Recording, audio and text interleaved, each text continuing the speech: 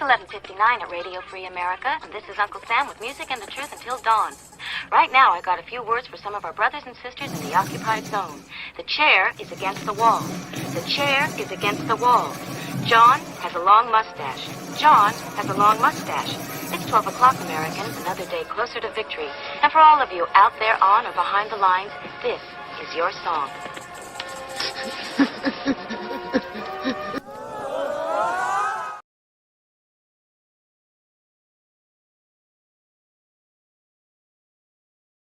And now I'm not muted. Welcome everybody to our weekly wrap-up. A lot going on, and I appreciate your patience. I think we might be starting a little bit late. Let everything shut down here for a little while to cool down, and I think I set it up to come back on at the right time. Today is Friday. It's Free Patch Friday. We'll play a little video here in a second. Crank the mic volume. Is that a thing I can do? It's pretty high. Maybe I should do this. I'm also not talking real loud. So thanks though. So it is Free Patch Friday. What's going on? I think I just paused it in the middle of the video is off. Sorry, I got a lot of things going on, and I just started the show without actually taking a second to clear my head, so I'm trying to stow all this stuff away. I'm just going to say this show is dedicated to Nico. Probably shouldn't even say that. So now I'm going to go, where am I going? I'm going to go to the main page. And play this video. There we go.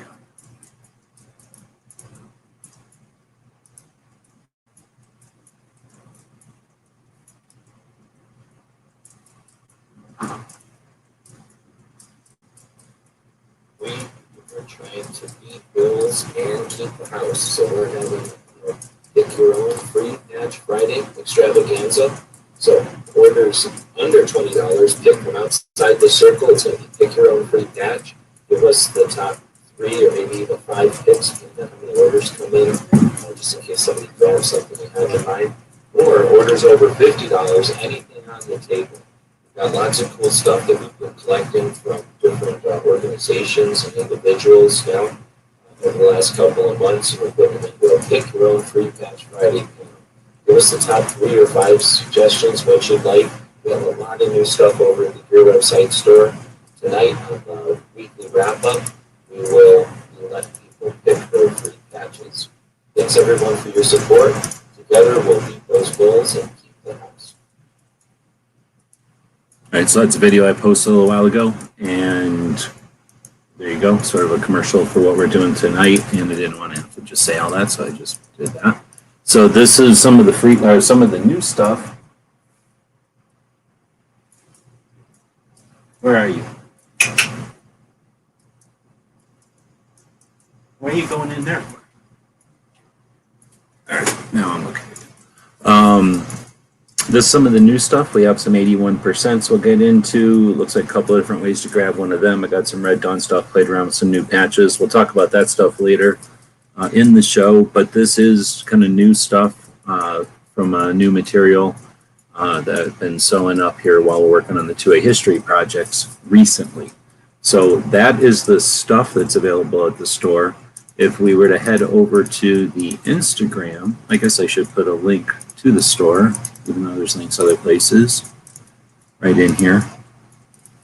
Now if we head over to the Instagram, we can take a look at some still images of the Pick Your Own Free Patch stuff that we're talking about here. For whatever reason, this thing did not load well. This was supposed to be the main picture. I don't think this will open too much bigger. And I guess I can make it a little bit. So this is that image of the free patch stuff. So I just figured I'd take a second to go through it. More than a second, actually, a couple of moments to go through it. Part of the reason to do the free patch Fridays like we do occasionally is an excuse to link to all of these organizations, individuals, and projects on our big channels, because that's what the point of having a big channel is, right? Is so that you can help others get a hand or whatever. So we got a bunch of patches here. They're designated by this 550 cord.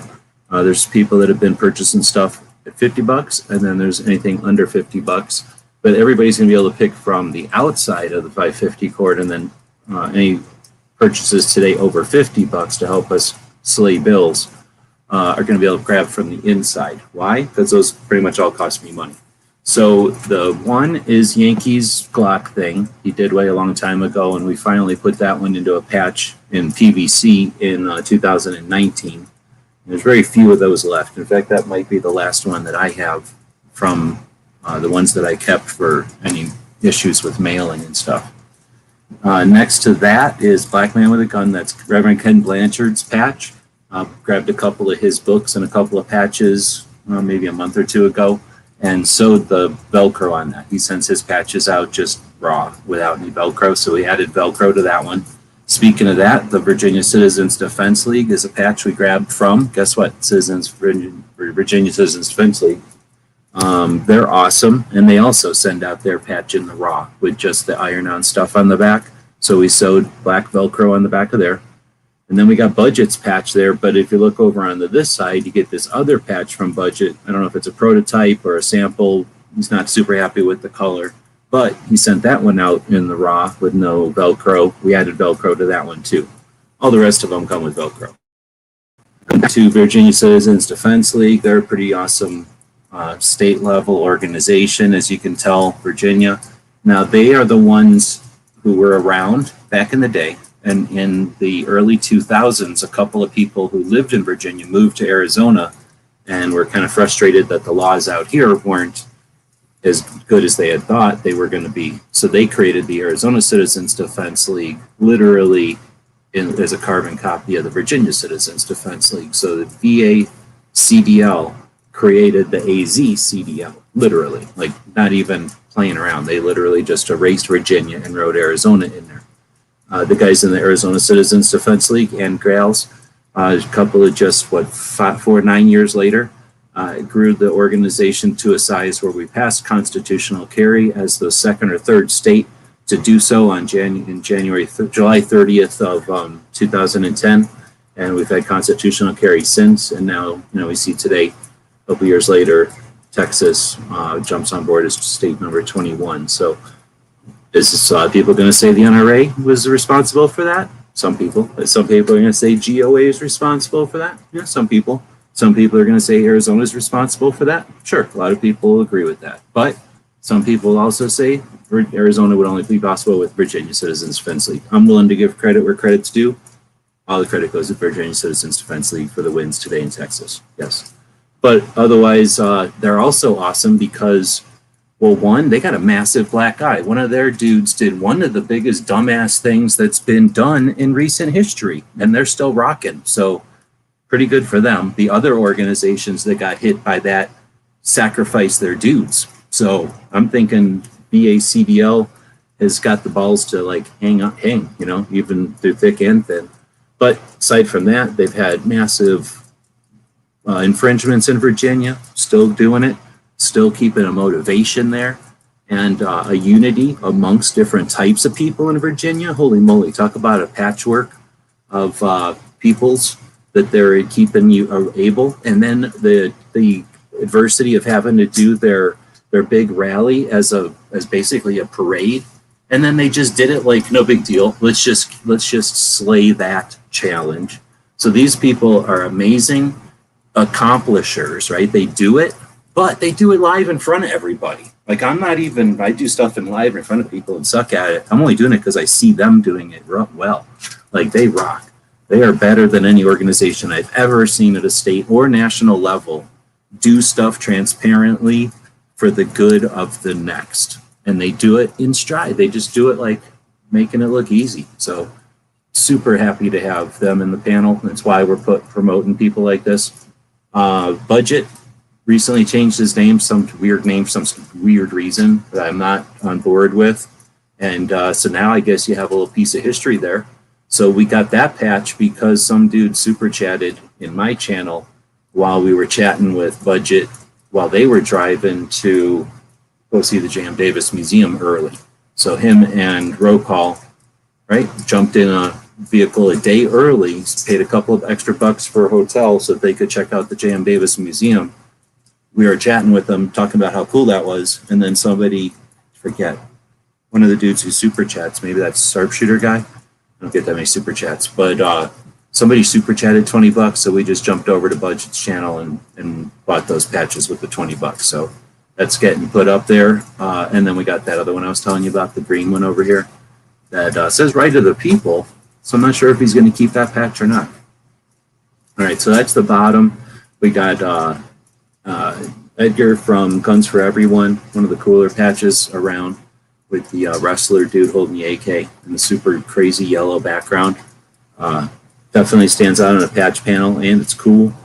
I'm actually probably going to get some more of those because that's my last one. A couple of people who grabbed stuff in the past have gotten my others. Let's see, we got Wield, has his old logo. He hooked me up with a bunch of those, so I got a green one and a blue one out here. He's changed his logo to add a handgun and something else, so this is the old logo. I don't think we're going to see another up of these ever. I accidentally made one of these old style Wolverines when I was sewing because I lost my software. My software is a subscription and I can't afford to renew it. So I can't really look at my files. I have to look at them through the abbreviation on the sewing machine, and that means I don't remember when any of them are. So anyway, I ended up sewing this one accidentally. So it's an old one that I'm not trying to sew anymore because it's a bad one. It breaks needles. It's just an old design on the new material. Let's see. Then we got EDC Guy. It's a cool dude.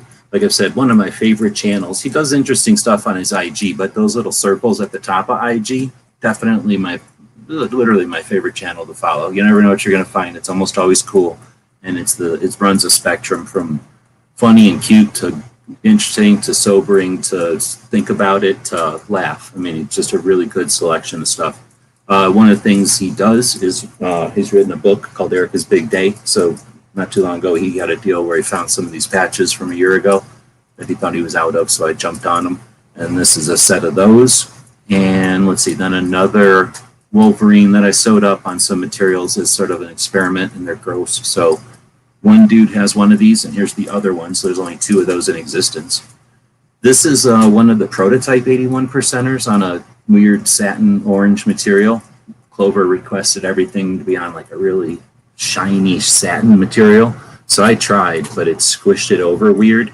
So it's just a weird one-off broken, bent over prototype that's orange on orange. And then we got AZ Firearms, which may or may not ever even exist again because now they're Arizona, what are they calling themselves? Just Pot of Gold Auctions, or maybe it's AZ Firearms Auctions? I forget. I'll start getting used to hearing Cheryl say it at the beginning of the show. But anyway, I'm pretty sure the AZ Firearms store is no longer, and those patches are never going to be seen again. So I only kept a couple to remember the batch, and don't need them anymore, I guess. Next up, we've got from OG Pumpkin, this dude who's a ranger and a nutritionist from a dude who started off, really interesting story. Anyway, I heard that guy's story on Mike Drop podcast a while back, and I've been following his channel. It's pretty cool. So grabbed some of his patches a while back and threw one of those in there. So like I say, a bunch of these are purchased. Sometimes we get patches for free. Wield sent us those for free. All the other ones, well, and sometimes we make them, right? But all the rest of them we purchased. So because they cost us a couple of bucks, we're here trying to make money. We're capitalists and whatnot. We throw those out for the $50 levels. So and then I guess we can talk about the ones around the perimeter. So some of these are from the 2020 patch batch. We got the DC Project. That's Tony's 2A for E. The Diversity Shoot patch, the big one. Got the green Hug-a-Fud from Clover. We've got the Every Second Matters one, and then a couple of others. Some little 81%ers that I made up. And, well, just kind of playing around with some designs and stuff. Those actually don't come out that good, so I probably won't make those again. Besides that, I think that's about everything on the table. I might be missing one or two, but you're welcome to ask questions or whatever. That was an opportunity to talk about the different projects and people that were represented in the Free Patch Friday thing today, and then they're all linked here. They're all linked in the side here, and then ideally I should be linking them in YouTube. So why don't I try doing that and see what happens. If I grab all this and then come back over to the YouTube, see if anybody's still watching this show. Fifth thumb, thank you for that. This is the show. Go back to edit. And I guess I gotta click out of here. Go down to edit. I didn't put a lot of stuff in the show because I didn't watch a lot of stuff this week. I haven't had the opportunity to watch as much stuff. I don't know if as much stuff was happening. I haven't picked anything yet, or I mean, if people have picked stuff, I haven't gone through it. I've literally just been spending the first part of the show here, taking a moment to talk about patches that were in a free batch. So I just wanted to now drop this in here so that we've got a little extra link to everybody. It's an @ sign and it's on YouTube, so it's probably not that useful for them, but it's better than the poke in the eye with a sharp stick. All right, so we'll close. So it's probably not that useful for them, but better than the. So then. All right, so we'll close. Come on, man. Really? Come on. All right, so that was all the lead up to what's happening today on Free Patch Friday. Did I hear something happen while we were chatting? If so, thank you very much. There's a little thingy that'll happen on my phone. It makes a noise when somebody purchases something. Here's the deal. People say things like, hey, that dude should have let us know that he needed help. Or like, hey, reach out when you need help. Well, I need help. I'm losing the fight on bills. I'm going to lose the house. I'm going to lose things systematically here pretty big. Pretty big chunks. It sucks. So I need a lot of cash, and I'm going to be selling a lot of stuff. I appreciate the patrons who've allowed me to do what I'm doing. I attempted to do the project here with the book with the hopes that if there was some interest in that maybe for more than 100 people jumped on board, that there might be a potential for the book price to go down and actually profit to happen. It's not engineered to make profit right at the main threshold, but there's always a chance that when something exceeds the threshold. But since there doesn't seem to be any realistic opportunity there for that to happen, it looks like things are not going to be going well. So, definitely letting people know your purchases are appreciated. I think Tim had said something about low contribution help. Seriously, everything helps very much. I really do appreciate it. Can't make it clear enough that things are not going well. All right, so with that said, we'll continue to jump into the rest of the show. I think it was a good week for being an advocate. However, we've got challenges, and those challenges are the revolving door. There's no one is interested in seeing you stick around. So there's profit to be made, and there's views to be gained by walking everybody around the little what's it called when you go to a place like the movies and you have to go back and forth through those little, what are those things called? Not the aisles, but the little, there's got to be a name for those things, those little ropes that make you go back and forth. There's a lot of profit to be made there, a lot of people that can entertain you along the way while you sit around waiting, and I'm sick of that. We should be able to just open up the ropes or walk right past them or jump them or whatever. So in any case, this is a good week. There's a lot of stuff a lot of strides being made, I believe. A lot of good news out there, and unfortunately, probably a lot of people sitting around just watching.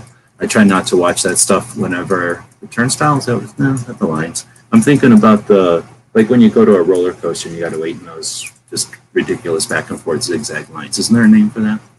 Anyhow, I don't have time to watch the observers, but I'm guessing the observers are doing this typical. So it's going to be our normal challenge, is how to get motivated and follow the people that are working.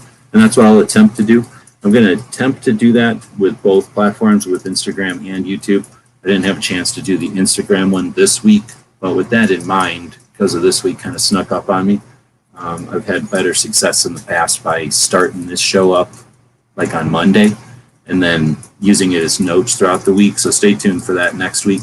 In other words, I'll start up next week's show on Monday and just start adding to it. And then there should be a better list of stuff next week. This week was kind of sparse because I tried to do it all this afternoon, and it's tough to remember a week's worth of interesting stuff. But I guess what I'm getting at is there's some things like Diana Mueller was on vacation and stuff like that. I think is worth taking a note that the people who are actually changing things and leading are not stressed out and are able to juggle more than one thing going on, and then aren't getting freaked out by some of the stuff that the typical observers are getting freaked out. So I think that's a great contrast, or a great way to use a barometer or a comparison to figure out, how the person that's going to always cry wolf, how do you know when they're not crying wolf or when the sky's not falling? So checking out other people. And there's some people that are oblivious and never going to see the sky falling, right? And then there's some people that only pay attention when it's necessary. So what I'm going to try to offer here is a view to some of those people that are not distracted quite as easily, or maybe at all, ideally. All right, so next up is, oh, look, the first thing I put in here is raising funds for the 2021 Fighting Taxes and Bills campaign. If you listen to this show, that's all you're going to hear, because I want to keep my house, and I don't want to have to try to figure out how to live out of the van with all of my crap. So I'll be selling all my crap in an attempt to save the house and then not have so much crap if I lose the house. So I have to keep harping on that. So I'll be putting that at the beginning of everything. Patreons, pay attention. I'll be creating lists of things that are heading out. They'll have first dibs on stuff. I think this dude already grabbed some of the comics, if I remember correctly. So let's see, much wasted time this week, and that's where I'm alluding to the observers who are more than happy to just park there. I'm encouraging you, however long you've been in the two-way game, to think about how many people are on a turnstile, how many people that you follow are in their next or their third or their fourth or their second iteration of the same old, same old. How many of them are challenging themselves and you, are challenging their projects, and are hanging out around with others who are being challenged, right? So this is the apathy that gets us. And we have 2 comment periods and an ATF, a nominee that couldn't be more ridiculous. The fact that they extended it another week should be an indication that it's not a given, that they're doing this for distraction, that they're profiting, somehow they're gaining by this thing taking longer.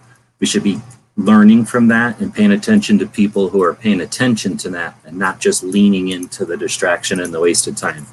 Without being a dick, I'm going to leave it at that and say that I'm not wasting my time watching people delve into the minutia every time the minutia is offered to them. Let's see. So let's head straight into the 2A. And I'm not saying that the people that I'm listing here are the best. I'm just saying they're the best of 2A. So the first one is Locked In Little Latinos, who literally do the only thing worth listening to. If you're going to listen to one thing all week, it's that. They're not striving to fake anything. They're not attempting to do anything they're not. They're experiencing and they're sharing authentic Second Amendment experience, not gun culture or any other crap. Second Amendment experience. They only have 482 subs. Until that turns into more and they get ruined, this is literally the best thing you can experience on the internet today. This show, another one. This week, what are they going to do? Chris? They're doing, I think, Chris on Saturday because they like their family and they're gonna be reverent to their fathers on Father's Day because they're those kind of people. So next up is CloverTac. He's talking about constitutional carry. Turns out that it was all a big ploy. Barbecue just wanted some ear pro and some eye pro. So he just set up Texas constitutional carry. Turns out, if you want something done, just find something barbecue wants and then don't give it to him. And then he'll make it happen. So Clover was running around following that puppet game. And then earlier today, he had some kind of game or whatever. So what did I link to here? This is what the other day when he was helping people to decipher, and it's kind of interesting listening to that now that it's over. We got to see it happening, which was neat, and then we get to see it, the people coming up and ask questions, and I think it's interesting because there's the facet, I guess, of Texas where they're effing Texas. So of course nothing can be normal in Texas. So if 20 other states, however many million people are in those 20 states, have already established that constitutional carry is no big difference between with constitutional carry and without, Texas is convinced that Texans aren't going to be able to handle it. Texans are convinced that Texans are going to either need extra signs, or they're going to freak out, or they're going to kill each other. So yeah, I'm really looking forward to it. It's interesting to learn about all the crazy ways that Texas has, convoluted ways Texas has figured out to freak out about the fact that they're going to just do stuff that 20 other states have already done. And then at the same time, listening to the people who show up to ask what's happening, show up to Clover's chat, see what's happening. And then they'll hear, oh, we got constitutional carry? Instead of saying, thanks, or like, oh, that's cool. They'll be like, here's why I have a problem with that. So, they used to say you could stand there on the street handing out $20 bills. Somebody's going to come up and have a problem with that. And that's true. So don't get flabbergasted by it. I think it's interesting. And, I don't know if it tells us anything. It's just interesting. So anyway, CloverTac did that.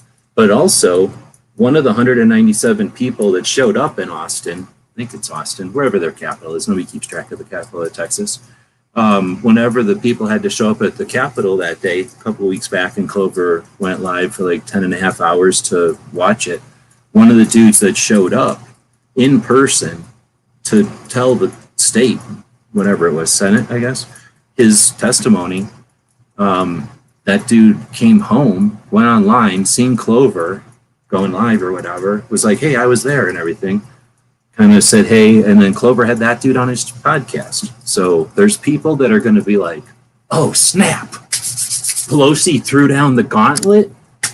Right on. Let's get 1,000 or 7,000 views with a catchy headline and put some fucking shitty thumbnail up there, and let's get people riled up because she's going to say the same shit she said before, so I can pull out the same shit I said before, and I can get all these new people pissed off just like the same people got pissed off a long time ago.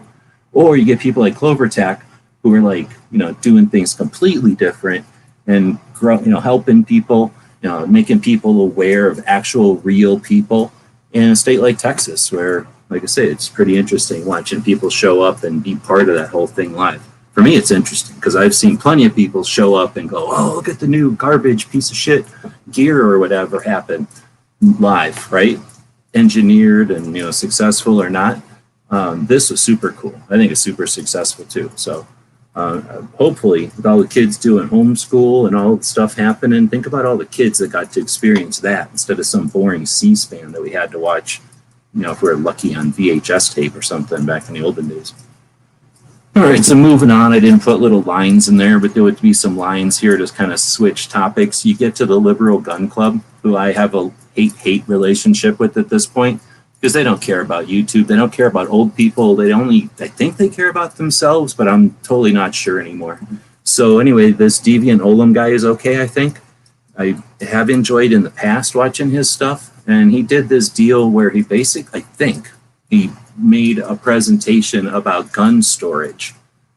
And it was very illuminating to understand how current self-described liberals, right? Modern self-described liberals, listening to them debrief themselves about firearms security. So because we are older, people like, been around for a minute, we know it exists and we've missed some things, but we also get to see their interpretation or their perspective on stuff. So I would definitely be interested in someone with an awareness level beyond introductory, watch this and do a blow-by-blow or a play-by-play, like a Mystery Science Theater 2000 on Deviant Ollam talking to the self-described liberals.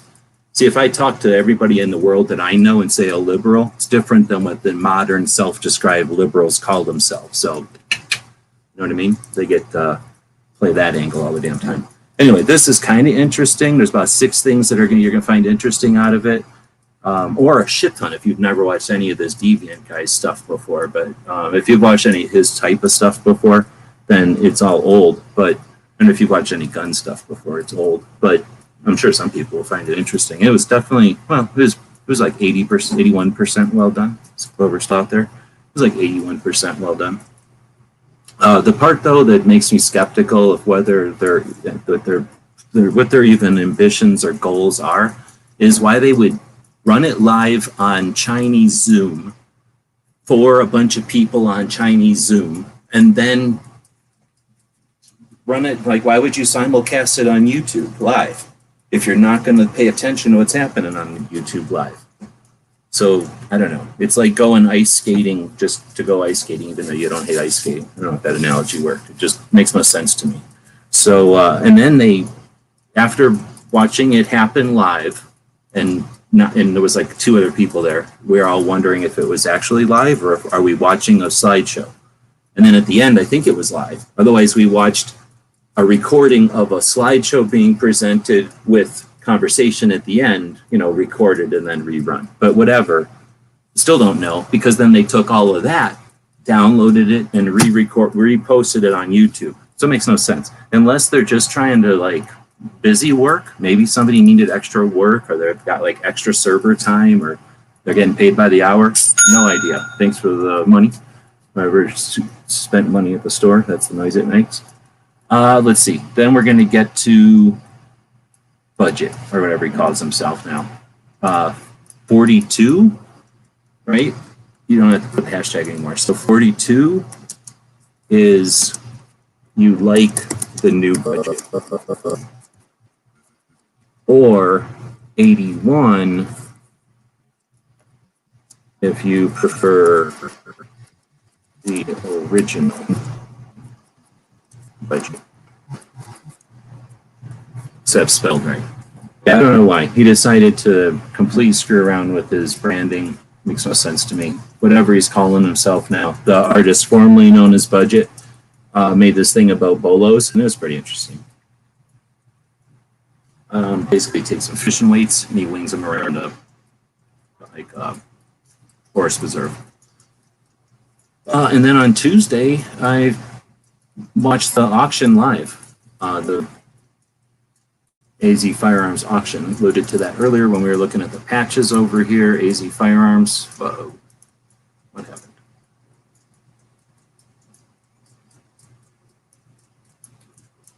Is it really Instagram that intensive to open up your thing? How about I just close it? So anyway, wow, I really freaked my browser out. Just opening up Instagram. That's an indication that Instagram is doing more than just meets the eye. It's going to hork this is a browser that shouldn't be horkable that easily. At least it's not like offering itself to be horked. So that was just plain old memory drain or something. Anyway, I was just talking about the AZ Firearms flipping over to the auction. So I went over there and watched it the other day, Tuesday. Thanks again. We'll be doing the pick your own free patches here in a bit. We looked at the auction for 2.5 hours? For a long time. And it's pretty interesting. I guess, what am I watching? Oh, it was on at the same time as Ghost was on. So I was watching Ghost and them. I don't know, they're talking about 2A or something. And then watching this auction. So it was kind of interesting. And I don't know how many people were out there watching it and watching it here. It looks like I got 259 views. I wish it would show you, maybe I should type in the text or something how many views at the time, because I don't know how many of these views came after, and I don't really care, or I don't care to figure it out. But I'm kind of interested to see if that's worth watching each week or not. It was kind of fun, but 2.5 hours is kind of long also. I wouldn't mind opening it up and watching it with other people so I could get some work done or something. Appreciate it. Thank you very much. I'm going to go look at the comments over here. So it looks like we got a whole bunch of people who would prefer to see the artist formerly known as Budget stick with Budget and not go to this weird WJ or MKPT, or I don't know how you're supposed to say it. So next up, I didn't link the video because they're not 2A and I don't care about it. But now quit using the 81 and the 42 for whatever else because budget's over. Nobody's talking about budget anymore. Now we're going to talk about The Rock is a James Bond movie.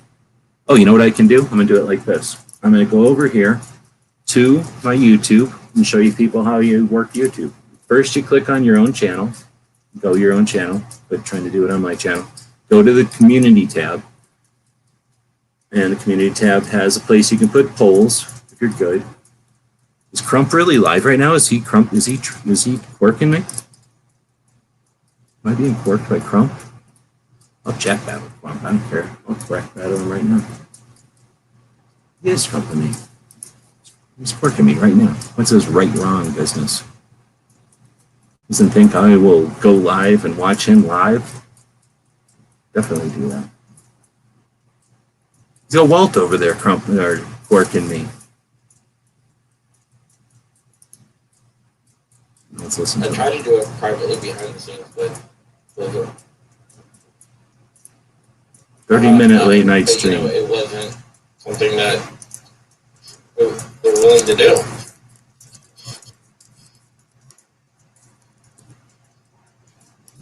But you know, does he know we're watching? No, because he's too busy quirking. I put time, effort.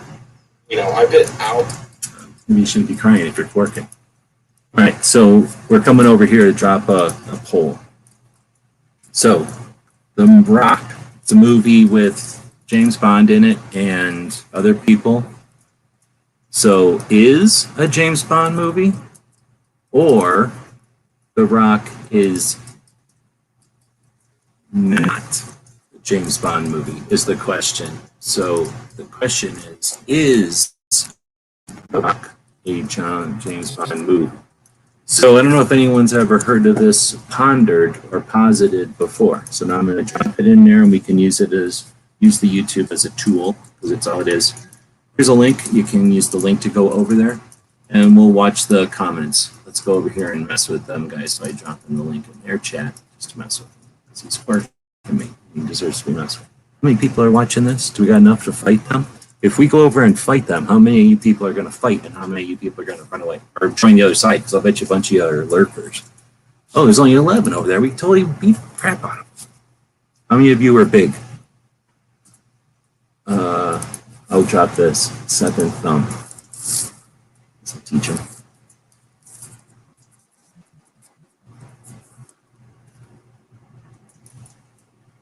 And give someone a chance to say their side of things. Are they crying about quirking people? I don't like it when people quirk our shows. I have my... Sometimes I do a show and people quirk it. I feel like they shouldn't be crying about being quirked if they're quirking people. Looks like, what's it got my back? Oh, look, yep. I'll get you some bacon, assuming we win. I think we can take them, though. All right, so we're going to watch the voting over here. I'll refresh. And has anyone ever heard of this concept that The Rock is a James Bond movie? If you've got a shovel, the ATF counts that as a gun. So I hope that you're not planning on transferring it to anyone or making it into a firearm.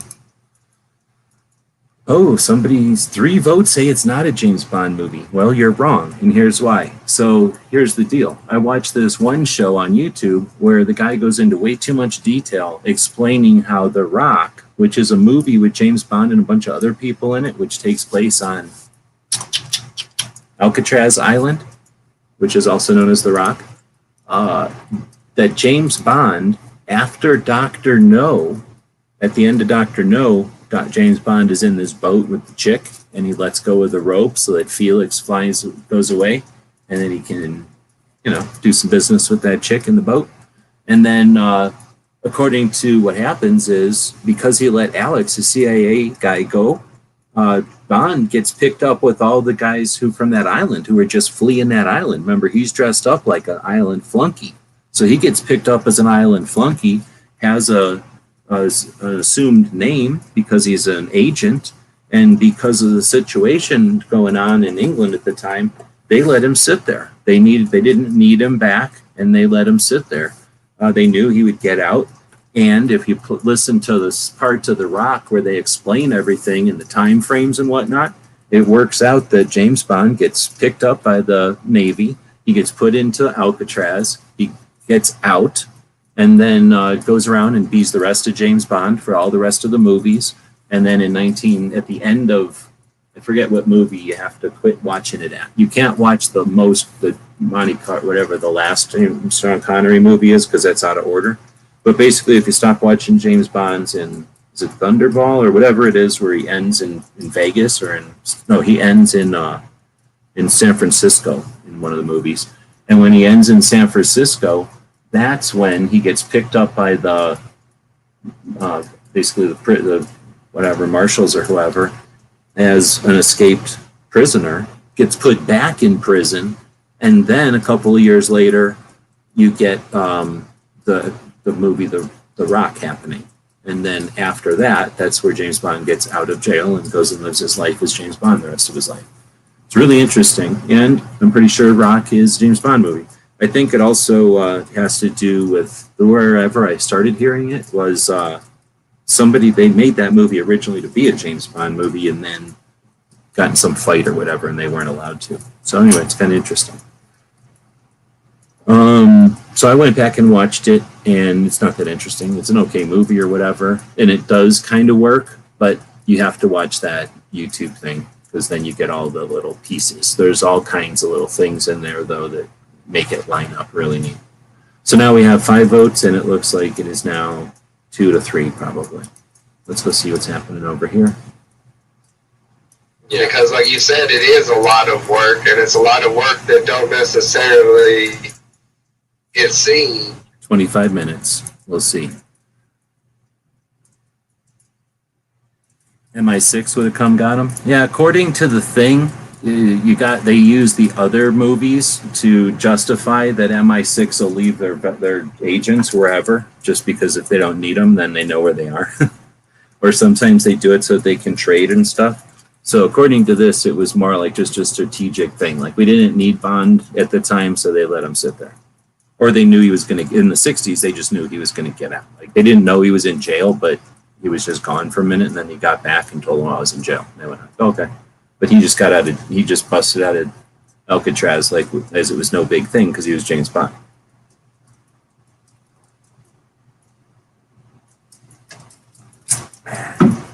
All right. Well, I don't really have enough else. We'll see if we end up having a fight. We might. I can take them.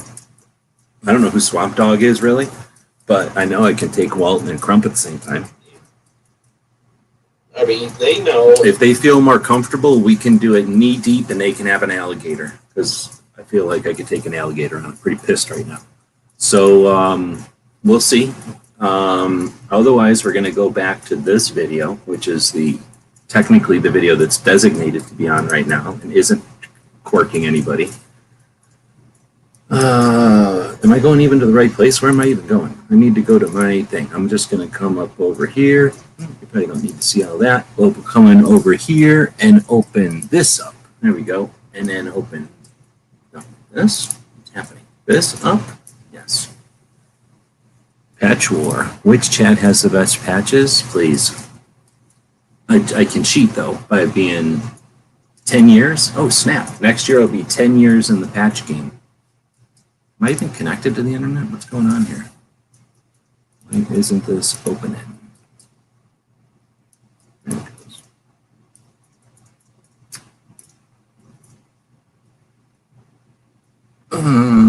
What is this? No, I don't think he is. Who? You don't think who is what? You don't think that the movie The Rock is James Bond? I don't know if Pink saw that part, but I wonder what Pink says about it. All right, so yeah, we were going to head over all that to jump into this video, which I didn't even need to do because we're going over to Instagram. So I'm going to refresh your website's shop over here. And again, I do appreciate very much people that have purchased stuff today. Definitely getting a bunch of orders. and hopefully stuff that isn't redundant or useless. I tried to put some new stuff on the store. I am running out of things, which is super frustrating and not making it look very optimistic or encouraging. So only so far, DJ,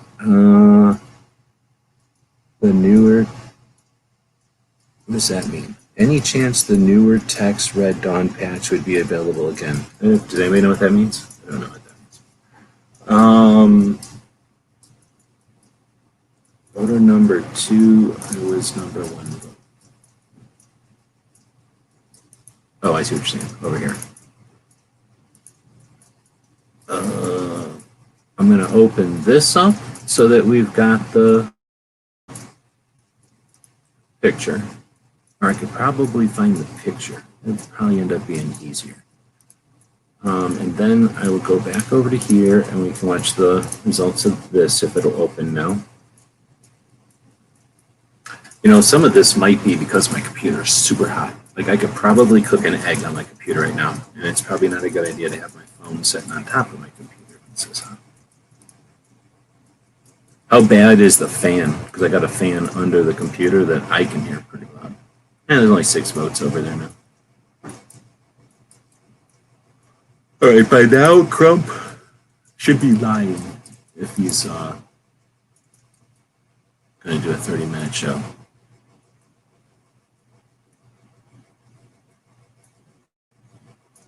I gotta watch this commercial every single time. I want to hear about your electric. False claims, and they're sitting there doing the same thing. Uh-oh, Yeah. 29, 24. Yeah, man, it's just really pissing me off. So I'm going to... 30 minutes, 28 seconds. Fake. Oh, wait, did you ever get the webcam over here? Fake. 30-minute, 30-second show is more like it.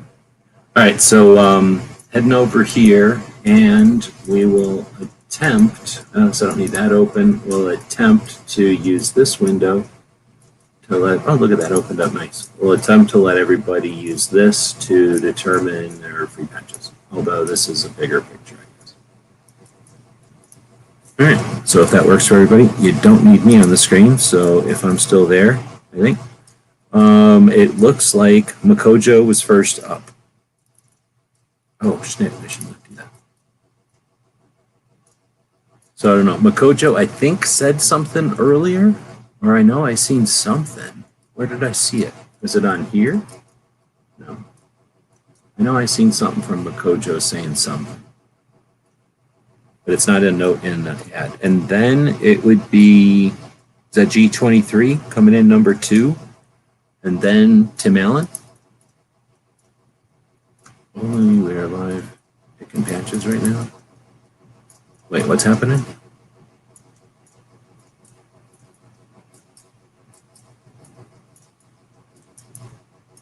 You are vote number 2.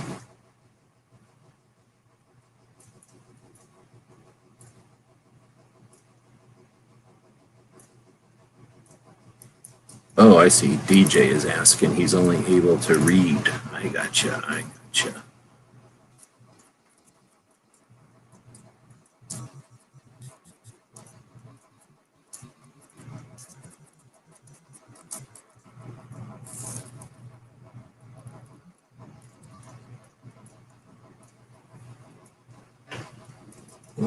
So we're waiting for Makojo. And like I said, I think Makojo may have said something. Is he out there? He is.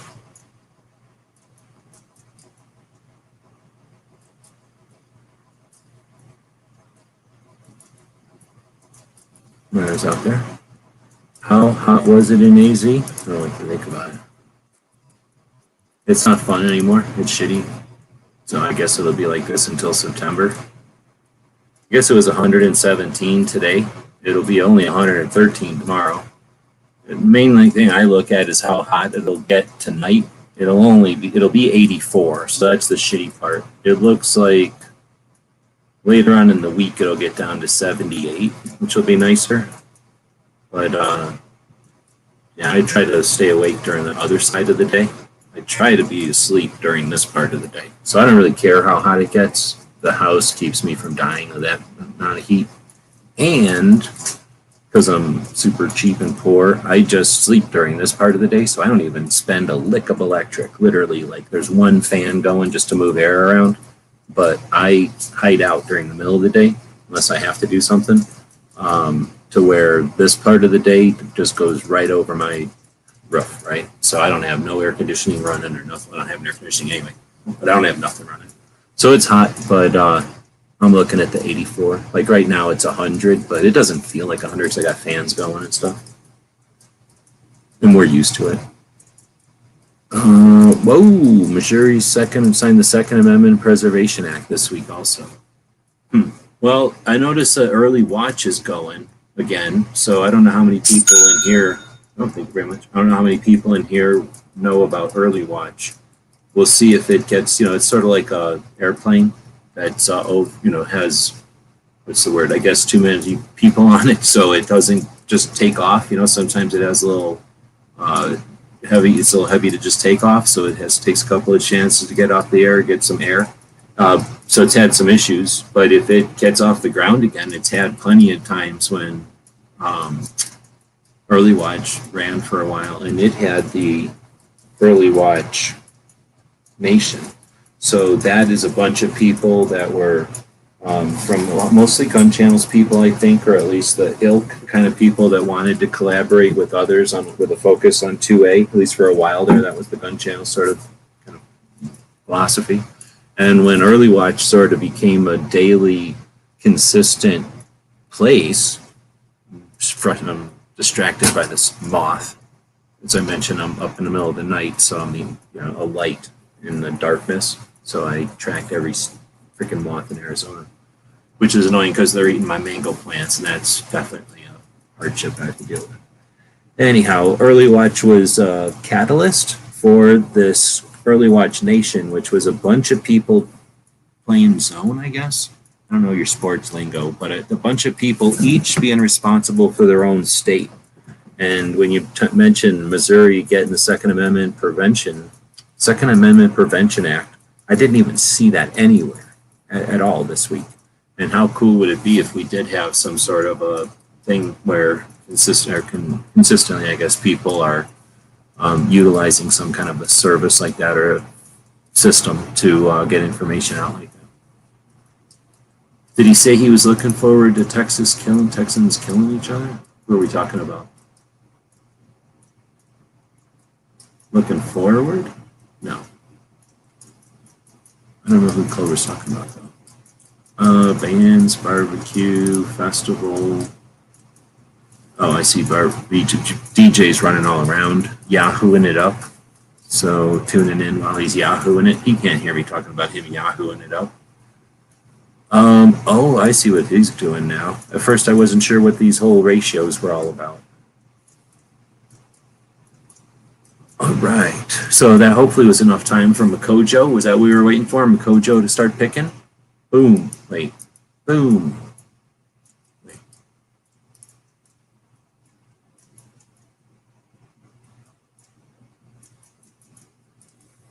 Oh, no. Makojo can pick whatever you want. Don't worry about that. So whatever you want. Sorry, it took me a second. Come back down. So, did Woods buy something? Is that what that's all about? Are people picking their things? Should I do one the way Clover does it, where you don't even know what you're getting? You got to match it in order to get it? That would take like 6 hours to do it. Jimmy and Tony are good together? Oh, I thank you. I was like thinking about this Tony, and I'm like, what Jimmy? Now I get what you're saying. That Tony. So that's early watch is a dude named Jimmy and another dude named Tony. And one of them's like peanut butter and the other one's like chocolate is what Woods is saying. I got one of them also. Makojo's not telling us which patch he wants, but it seems like G23, who is next in line, is saying that he wants the Yankee Kool-Aid dude.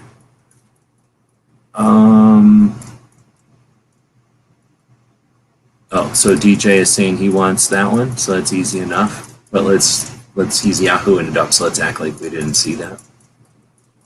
I did buy a thing. Okay, cool. Oh, little bitty doll. Right on. So that's, let me see. How am I going to do this? I guess I could use a piece of paper. No, you know what I can do? I can do it this way. So I can open this up in a new tab. Boom. By the way, thank you very much for purchasing stuff. I realize that a lot of people have purchased stuff, or they purchased stuff before. So if there's something else you'd rather have that maybe I don't have or whatever, feel free to ask. I wish I could keep the store up to date. I find things often are not inventoried right or whatever. You were looking for a Liberty Doll. So that one is that one. And then we had G23. Thanks again. G23 had already bought like a bunch of stuff the other day. Grabbed one of the Texas ones. So let me grab the store. Where is the name store? I didn't have a link to it anywhere. Boom. So one of the things that we've been working on, I mentioned I'm going to talk about the new stuff. So I got the sewing machine a while back. Whenever we did the, I think I might have got it in 2016, whenever we did the first deck of cards. I didn't really make any money on the cards, but I thought I was going to make money, so I bought the sewing machine. And then it turns out it didn't make any money, so I just bought a sewing machine that cost almost $1,000 for no reason. But anyway, so now I had the sewing machine, and then it turns out, oh, it's not magic. Like, you have to know how to work the thing. Like, you can't just go up to it and say, sew me something, and then it'll just do it.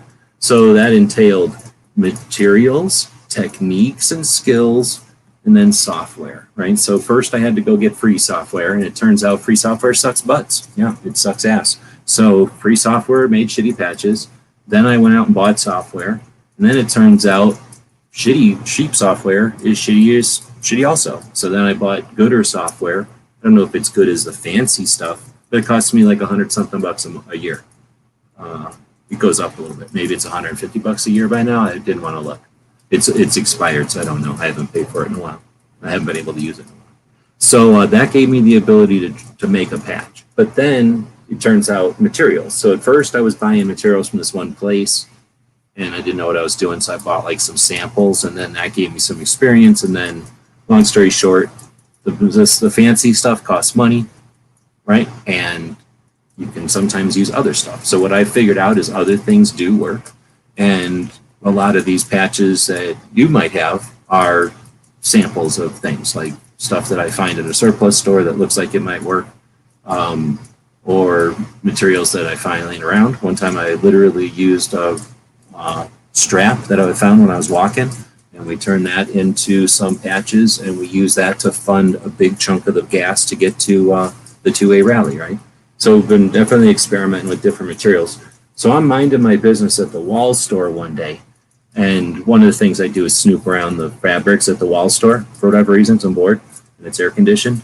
So I'm in there snooping around, and they have a section of, I don't know what they call it, like remnants, I guess, like pieces and scraps or whatever. So I find this scrap material that's basically the same stuff that I buy from the fancy place, but it's not. It's like a fraction of the price, right? It's like basically free. So I'm like, oh, damn, it looks exactly the same. It's this gray color, but it's exactly the same material, almost. Here's the deal. When I buy it from the fancy place, they got white and blue and green and orange, whatever. And if you think, oh, I'm going to just buy whatever color because it's all the same stuff and it's all the same brand. Turns out in real life, nah. The one stuff doesn't even work. The one stuff is so thick that my needles break going through it. Sewing machines are like 9mm shooters. They're super sensitive and they're delicate and they get all moody. And if the material is just a hair too sticky, then they don't work. And if it's too thick, then they don't work. If it's too loose, then they won't tie good. So they're just super temperamental. So I hate 9mm shooters just because they remind me of the sewing machine. So turns out this material rocks, except for you can tell these 81%ers got a little wonky. And I don't even know if that's my machine or if that's because Texas is so full of itself that it even messes up my patches. Like it's got such a big head that the side of my patches pull in towards its own gravity. But I don't know. For some reason, I can't make this patch work without it getting all weird. But guess what? That makes it unique. And each one is special because it's all weird in its own way, right? So anyway, aside from that, this other stuff seemed to sew pretty decent out of this new material. course, I have to look at the one that's the actual new material.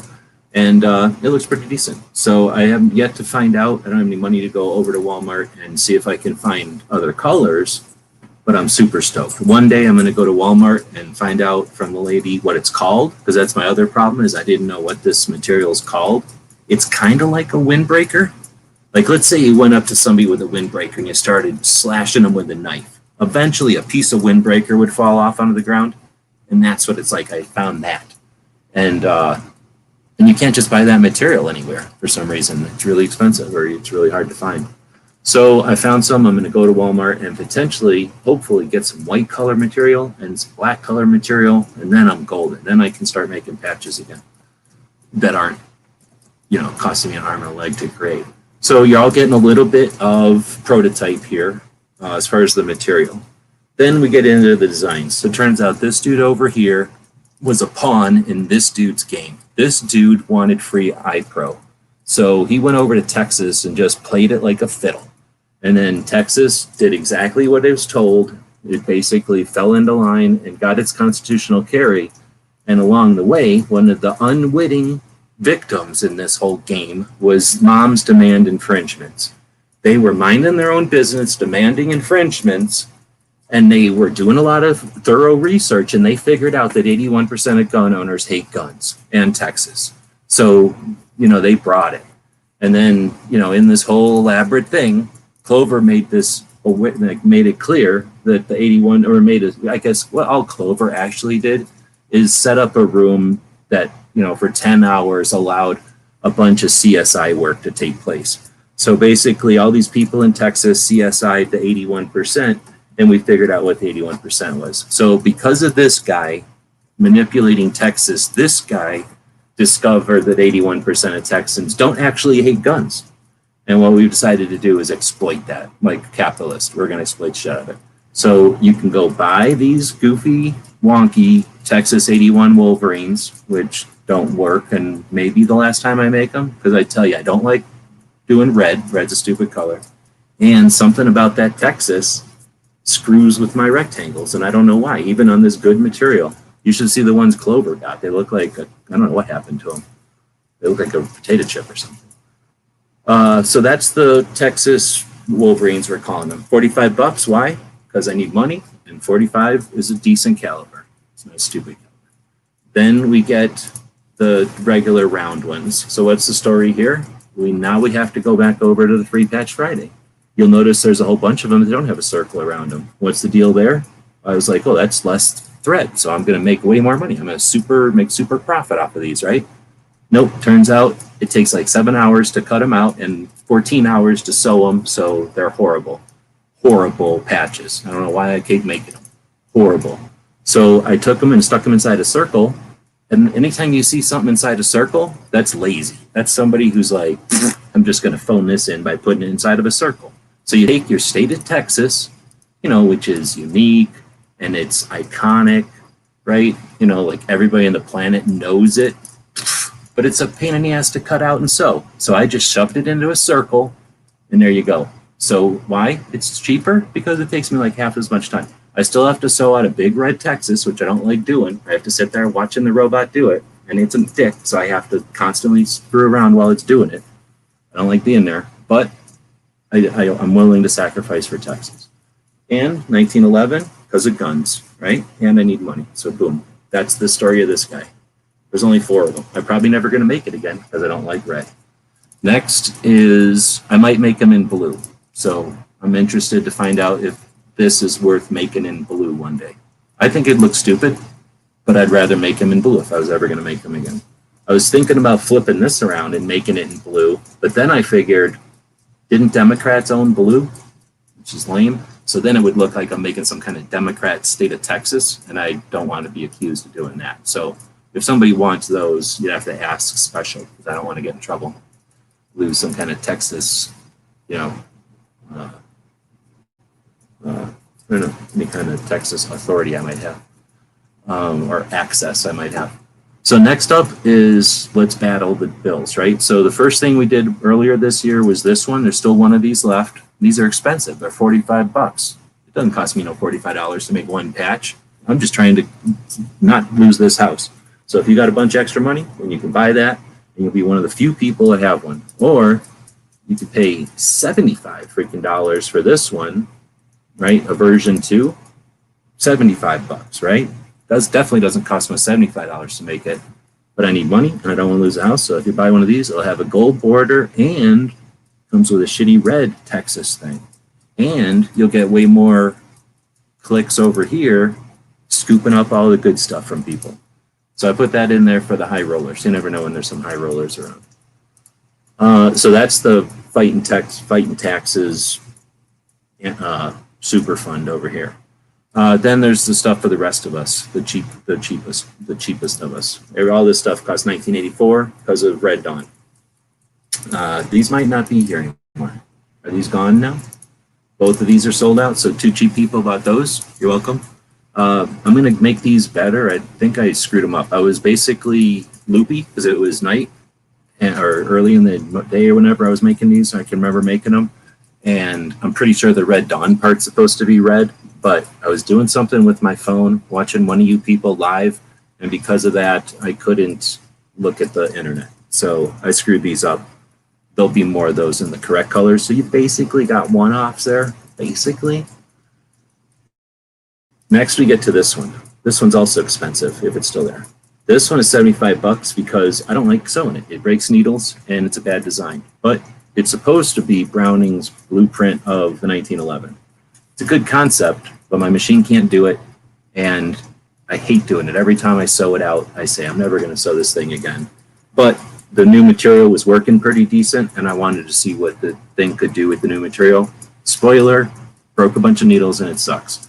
So I'm never going to make that thing again, probably. So if you want one, $75. You got to be a millionaire.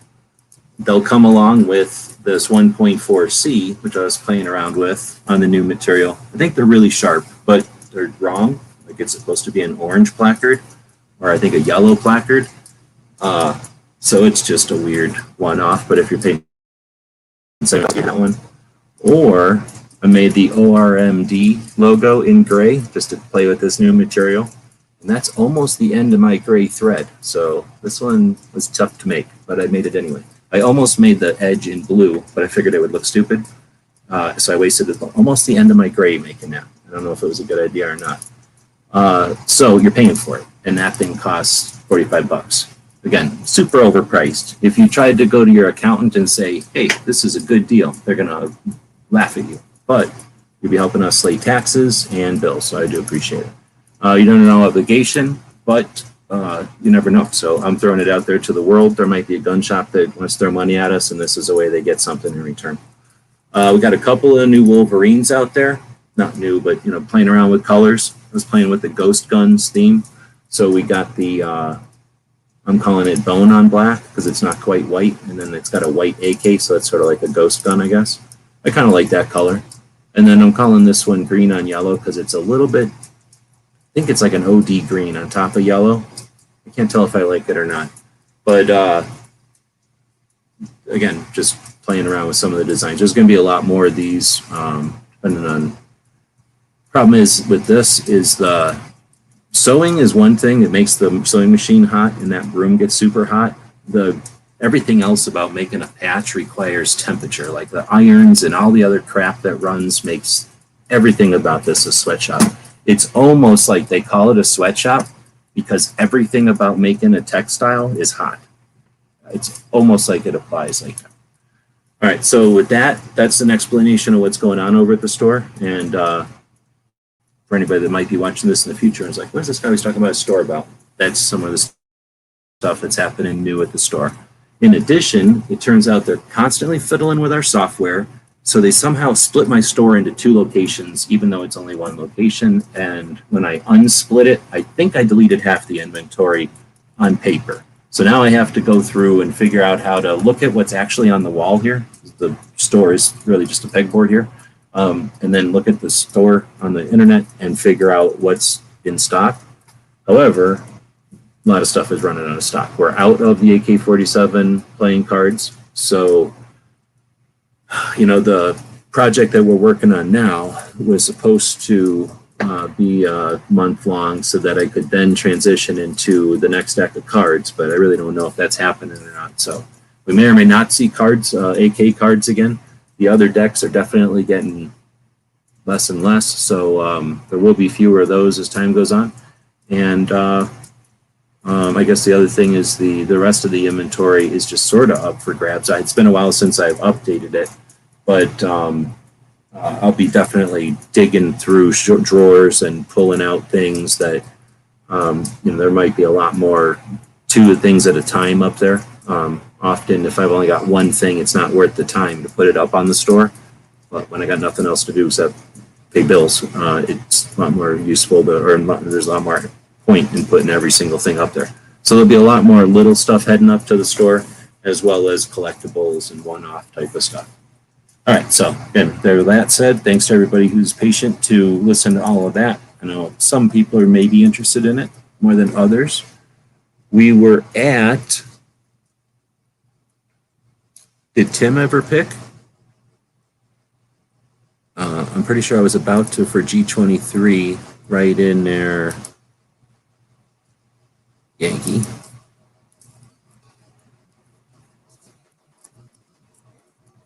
And then I guess we'll jump up a little bit.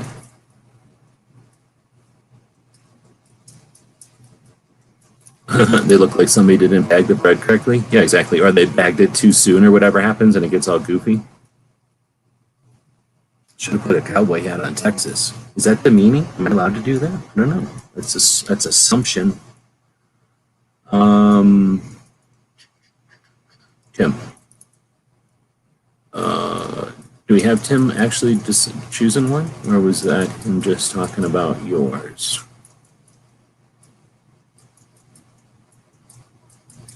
I guess they probably should have a co-host or something for these kind of things to make it less dead air type of thing. So Tim, you can, I don't know, didn't leave a comment in the thing. And then it would be Andrew. I don't know if Andrew is out there, but I'll just start going through and letting people queue up. So far, the only thing really missing that's irreplaceable would be the Kool-Aid dude. I don't have another one of them, and Tim did grab that one. Or I mean, G23 grabbed that one. So then there's Andrew. Who's this person? This person is in North Carolina. So the person in North Carolina, oh snap, that grabbed the gun channels cards. Oh snap, I forgot about the Every Second Matters stuff. Damn. Oh, I forgot about that. So thanks for grabbing a set of the gun channels cards. I'm going to go to the store and talk about those real quick because I noticed that those were down to 0 and I was like, well, I think we still have them. And then it turned out that's one of the things that got glitched whenever the store thing happened. So these are, I still have 8 of these left. So I don't know who might be out there that thinks gun channels is cool or doesn't know about gun channels because you weren't around back then. But gun channels was thousands of people, members, hundreds of active members, and mostly content creators, and then people that were active with the whole content creators conversations and whatnot. So what happened is in, what year was this? Dang, I didn't even put a year in there. I guess it'll say on here, right? Yeah, 2019. So in 2019, quite a few people went to SHOT Show. And my goal, well, I did just take everybody out to brunch or something, or not brunch, buffet, right? Oh, I guess there's somebody in here with me. So I think I took everybody out to buffet on whatever day it was. And there was a bunch. Yankee was there, and Clover, and Ghost, and I can't like even see through this thing to see everybody. But anyway, I made a bunch of, or I made a small deck of cards. These are tiny little cards, like you would give a monkey. Maybe you could give them to a raccoon, but I don't know if a raccoon would sit still and play cards or not. So these are a tiny little deck of cards, and it was just for fun or whatever. And these are made in China. These aren't made here. And we did them as way to pay for lunch, basically. So I was going to buy dinner, but I didn't have the money, so I was going to let everybody else buy dinner for us. Thing is, nobody participated, so I bought like 10 decks, and there's like 8 of them sitting here, or whatever the number was. So basically, a long time ago, I bought dinner for everybody, and if you want to help me buy dinner for everybody back in 2019, you can buy those cards today. And somebody did, somebody in North Carolina. So thank you very much. They are kind of collectible, because half of the people on these cards are probably like, I don't like gun channels. And the other half of the people are like, oh my goodness, like, let me tell you stories about that dinner. This would have been 19. So this is not the one in the evening. I think this is the daytime one. But nobody's in here who was there. Pink was there. Clover was there. I think that's the only people in here that were there. But, and they would have been in, oh no, Pink might not have been there, actually. Anyhow, so thanks to whoever was. If I'm going to go down here and see if Tim ever did say which patch he's looking for. No. So whoever it was in North Carolina that grabbed the trading cards, thank you very much, and pick whatever patch off of this one if you'd like. Next up would be Erstwhile, right? Pretty sure. Did Erstwhile say which one, or whatever his name is using right now? Which one he wanted? Not in the comments.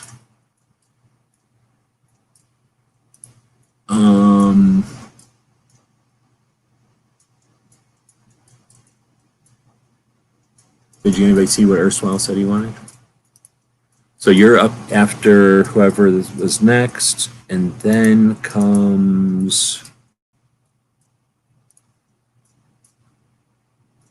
oh snap, somebody grabbed the ORM. So I can't tell what people are using for their names out here. But if you're watching and you grab the ORM patch, thank you very much. I was not at the dinner, I think 18 that night. I had, oh, that's right. That deck is 19. We see, the thing is, Gun Channels, we ate dinner on a Sunday night at the buffet one year. And then the next year we ate a different meal at the buffet at a different place. And I think that was 19. Well, I know that was 19. But yeah, Clover was like, oh, I'm too busy networking and being a big man on campus. And Pink was like, oh, I'm too busy being too cool for school or whatever. So I don't think everybody did show up, actually. I actually got sick at that one. But, well, whatever. I'm not supposed to talk about what happens in Vegas. Boom. So thanks again to the people grabbing stuff. I can definitely see people that have bought stuff before. Next, we get to Barbecue. Did Barbecue ever say what he was looking for? I know he's out here. Oh, are you saying you're going to jump in here? Well, here, I'll just throw the link out here. We've been going for about an hour, and again, I wasn't watching a lot this week. I was working on things, so I've been reading when I can the comments, and the comments have been amazing. I didn't want to just link to my own videos, but in an effort to read the comments for those who don't have the time to sort through them or aren't, it isn't convenient for them to just start reading a bunch of comments. I don't have a problem reading them at all. In fact, I wish I could spend a lot more time doing it because it recharges my batteries. The Grace comments this time around are just as encouraging and awesome and authentic and creative and on point as the ones from the before Christmas. They're just as poignant, the right word, they're just as on fire. They at Christmas time, I suspected they were amazing because people were just appalled that it was happening at Christmas time during the weird non-traditional transition of the administrations and stuff, and the fact that they were going after us without actually having 100% taken the reins and everything was just, I suspected a part of the passion, I guess, or a part of the just volume, I don't know what the word is for that was happening in December. I thought that might have been a bit artificial or a bit influenced because of the circumstances, but no, not at all. This time around, unless if it was artificial because of the circumstances, this time the circumstances are different, right? This time the circumstances are intensified because it's the second time around for the same one. It's a repeat of the same one, which we should have already, let them know our opinion, but also it's simultaneous, which is beyond the pale. It is unprecedented. It's an obvious play to distract and to overwhelm and to frustrate and to create apathy, to win through attrition as opposed to winning through being correct. Just low on every level. So let's keep ranting away on that, I guess. Pink or Barbecue jumped in. Thanks for that. Appreciate it. And thanks for grabbing stuff. Did you ever say what patch you wanted? Is that all black and white 2A for repatch? No, that is the red, white, and blue. Don't you? Do you not have all three colors of 2A for E? I do not. Oh, I'll give you whatever you want, and then I'll just give you the other colors of 2A for E then.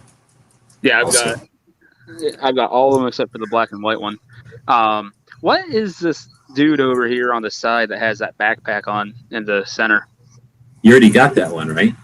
Yeah, I just don't know what it is. So if you, I guess I go back to this one. This is a dude called OG Pumpkin. So this guy I found out about from a podcast called Mic Drop, and this dude is he's a kid that lived. Well, he's a kid because he's way younger than me. He's an adult or whatever, but he's a kid that grew up in San Diego, California somewhere. Being just a kid, punk skateboarder type of kid. Joined the Army, went to the Rangers, and got his shit together and came out and, understood setting goals and achieving them and, seeing the results of hard work and whatnot, all the different things that people look up to.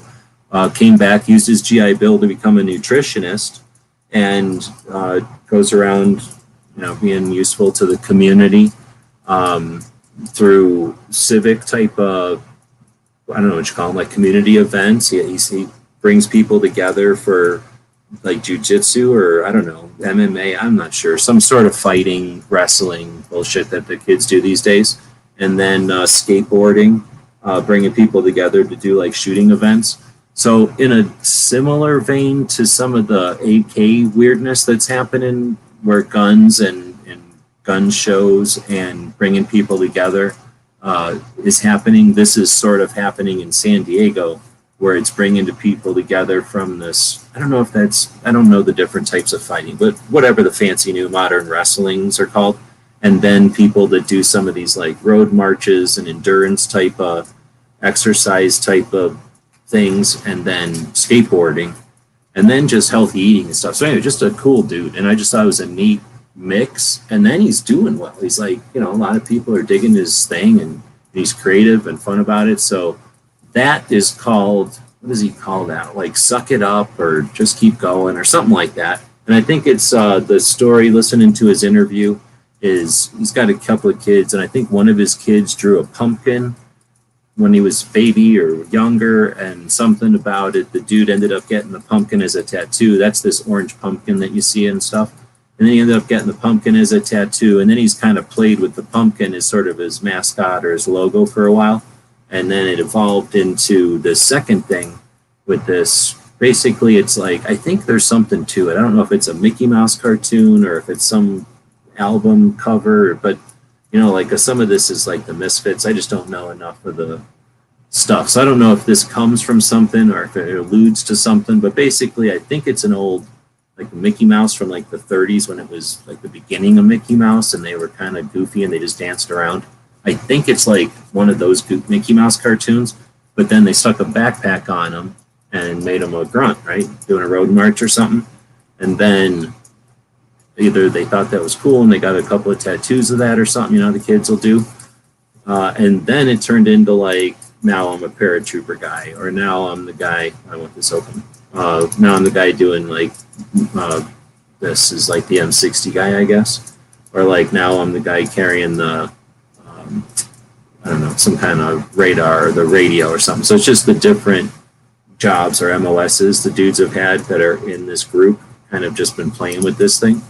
And I thought it was cool. So he made it as a PVC patch, and it's the only thing he did that's in my realm. Like, I'm not getting a fucking tattoo, right? But when I seen that he did a PVC patch, I'm like, well, damn, I can buy patches off of this dude and support him and then have extras for this. So, boom, that's what I did. But anyway, that's who he is. OG Pumpkin, dude out of San Diego, whatever south of LA, San Diego. And doing not like 2A, probably pro gun stuff as I see it. Can someone put a link to the store? You bet. So the store is gearwebsites.com. I'll go back over there. I never know. I don't really, it's not like my main goal has been to have a store. The store has been a way to facilitate getting stuff out to people or to, create some income, but it's not like people wander into my weird store and buy stuff constantly. So I never really set the store up to be like a real store with like a welcoming graphic and some sort of like tempting offer and all the rest. So I did to just recently change around the front page to put some of the stuff that's new right on the front, so it's you don't have to dig around for it. I mean, it's my store and I can't find half the stuff in it, so I understand that it's not like, Walmart or something where it's really pushing the stuff on you or making it real easy to find. So I do appreciate the people that find stuff in there. If there's something, like I say, that you missed from the past or that I had before, let me know, because chances are if I don't have it in inventory, it might be because of the glitch, or I might be out of them, but I still have one or something. So I'm at that point. So if I've got something on the wall or on two left and I wanted to keep them for some reason, now I don't care about keeping them so much. So if there's something from back in the day you're missing, let me know. And I'll be, especially if I can get some more of this material and something besides gray. I'm sure people are going to get sick of everything being in gray, but I still have more of that material. So stuff will be in gray for a little while. If I can get some more colors, then I'm back in business, because this stuff is not cheap. It was costing me like a lot of money to buy this material, and it works really good, but it would be nice to be able to source this stuff locally. Anyway, with that said, I don't know if I actually did throw the link out there. So the link is just gearwebsites.com. And I guess I was saying I posted all the new stuff on the front page for you. Next up, after, what did I do? After barbecue then would be DJ. And DJ was saying he wanted, which one?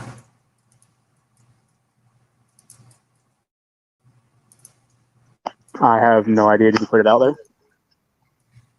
Yeah, he put it out there. He said somebody told him that I wanted this one, and I just told him. Oh, DJ saying he has one of those mini decks. Right on.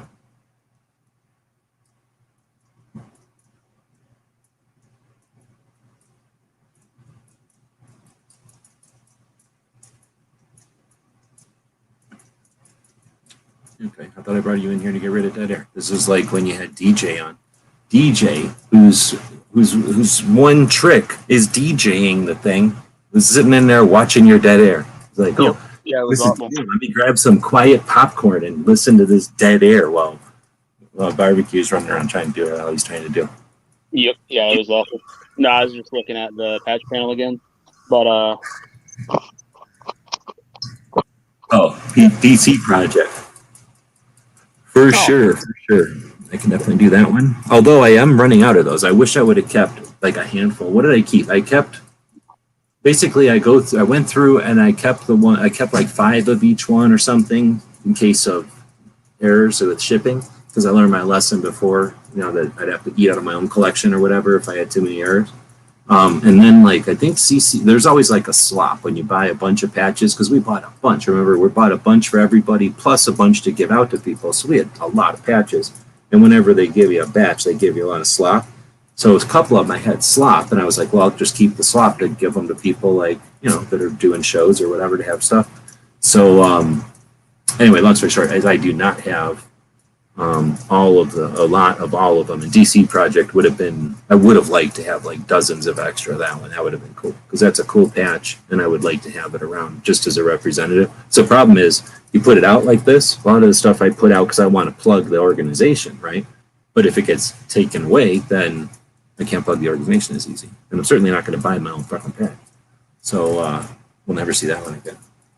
But no, you can definitely have that one. I'm going to write DC Project on there so I can remember, and I'll have to try to remember, which I won't. So what's the story behind the Black Man gun patch? Okay, so that's Black Man with a Gun. So that's Reverend Ken Blanchard. Okay, so his deal is he wrote a book in 2000 or something, Black Man with a Gun, and then, well, for lots of reasons, he wasn't satisfied. He wasn't as satisfied as he could have been. So he wrote a second one, Black Man with a Gun Reloaded, and then he said that he bought all the first versions that he could and destroyed them. So he doesn't want the first one around. He literally bought them and got rid of them. So I bought the second one when he did a deal on his Instagram one day so that he would sign them. So he would sign it. There's actually some keychains that I don't want because they got flags on them that say Black Man with a Gun. Anybody can just have those. I just forgot to put them in the picture. But he sent me the keychains and the patches along with the books. Or I might have bought them. I forget. But that's where they come from. And they were naked. They didn't have no Velcro on them. So that one has Velcro sewed on it. So it's for your convenience. The Virginia Citizens Defense League was also raw, no Velcro. That one got Velcro on it now for your convenience. And Budget sent this like prototype-y one with no Velcro. And I also sewed Velcro on that. So everything you get is going to have Velcro on it. You don't have to worry about it.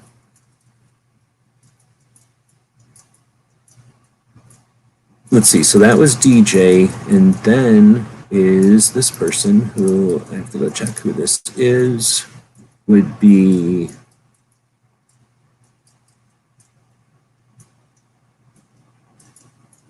person in Arizona who grabbed some cards. Is that person out here? I don't know what everybody's name is translated to their YouTube, you know what I'm saying? So if the person who's in Arizona grabs some cards is in here, let me know. They did not put notes in here as to what they wanted. And then Woods just grabbed stuff. If did he mention what he wanted? I'm not seeing it. I know Woods is in here. So I appreciate, again, everybody who's purchased stuff. I'm going to be devoting a lot of time, actually, to trying to do some stuff. This is helping a lot. I can't thank you enough for grabbing stuff. And I know that it's not, durable goods that you can use for something. If anything, it's just helping out. Maybe it's something you could give as a knick-knack gift to somebody or something. Ideally, some of the stuff that's one-off, if I'm able to keep doing stuff and we accomplish some shit, then maybe that'll be worth something as one of the things, what do they call them? One of the artifacts that got us to where we got, because there are a few of them. But there's definitely no guarantee with that. But if everything works, then at least hopefully some of that stuff will accrue a little bit in value. Which one? We got a blue one, or you can have both, actually, don't matter. So we'll grab something. Let me know what you're looking for, and you can definitely welcome to whatever. Erstwhile, did you say what patch you wanted? And you're asking about robot progress. So it's 100 and whatever it was today. I look over here, 117 today. So that's what gets me, is I can't run the robot during the day because it's too hot, literally for me, the human, to be out there. But and I can't run it when it's nice out. It's just barely getting to be 100 right now, where I could probably go out there because it's probably only 90 outside and fiddle with it. But my neighbors would be pissed if I started running that robot. It basically sounds like you stepped on a robot all day because it makes a loud squeal every time it runs. But yeah, I'm not sure. There's definitely going to be more activity in that direction than there ever was before because of the whole bills keeping the house and bullshit thing. So we'll see. I used your cord today to help run the fan after Clover's chat earlier. I had to jump out because my laptop was literally on fire. Problem is, if I turn it off and close it, the fan underneath it goes out. So I used that cord to keep the fan running while the laptop was off. So I'm going to see if there's some potential about running it from in here. I don't know if I talked to Barbecue off air about an issue I've got going on around here, but actually it's the the answer to your question is the heat, but then at the same time, it's a element of a larger plan that has nothing to do with, well, it's just an element in a larger plan. Yes. I don't know if that could have been. I don't even know why I said that. It's so vague. Okay, so thank you for. Just said the wheeled patch. Yeah, I seen that, so I'm just going to give them both. Can I see the green guns and gadgets patch? No, but you can have it. I don't have a close-up of it. Basically, it is, I'm guessing he was an MP or something. I don't know what, I never asked him what he was. I'm guessing it because he's got this Derringer-looking, single-shot pistol, black powder pistol, and a quill. So I'm guessing he wasn't a scribe or some sort of like accountant in the military. He was probably like an MP. So I'm thinking that's what it's supposed to be, is a pistol and a quill pen. And then it says,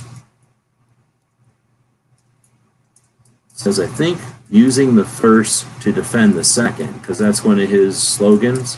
And then it says, we the people, and I'm pretty sure it says 1776. So it's sort of just a, flavor type patch. I don't think it's necessarily his logo. I think it's just sort of like a morale patch. Is that what you'd call it? And I have more than one, so now it's yours. But if you want something else, let me know. So what happened to my thing? What did I just do? I don't know what I did. So Erstwhile is saying you can pick. I can't see him, so I'm going to let Barbecue pick. Number one, he's an addict. So it's like itching a scratch for an addict. Even though he's not picking a patch for himself, he'll feel like he's picking a patch, and that'll make him feel better. Oh man, for Erstwhile. That's a toughie. He's in Texas. He likes machines. Hold on, let's see what he bought.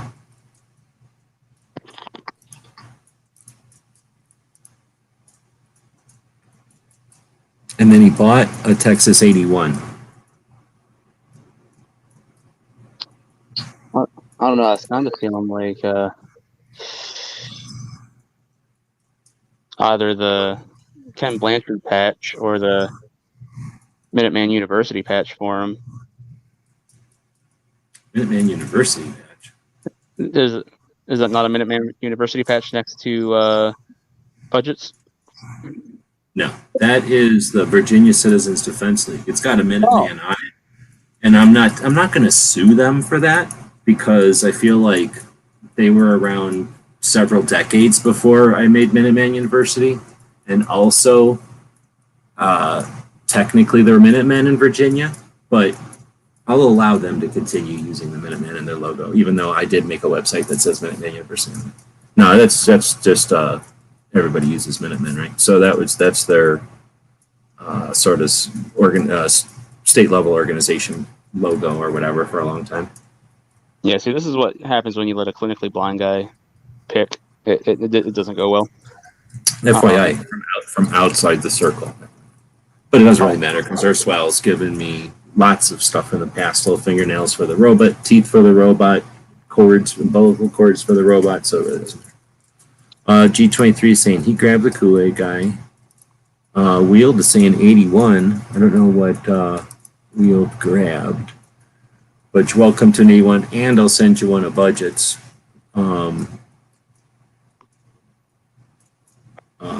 For sure. Now, let me put it in here.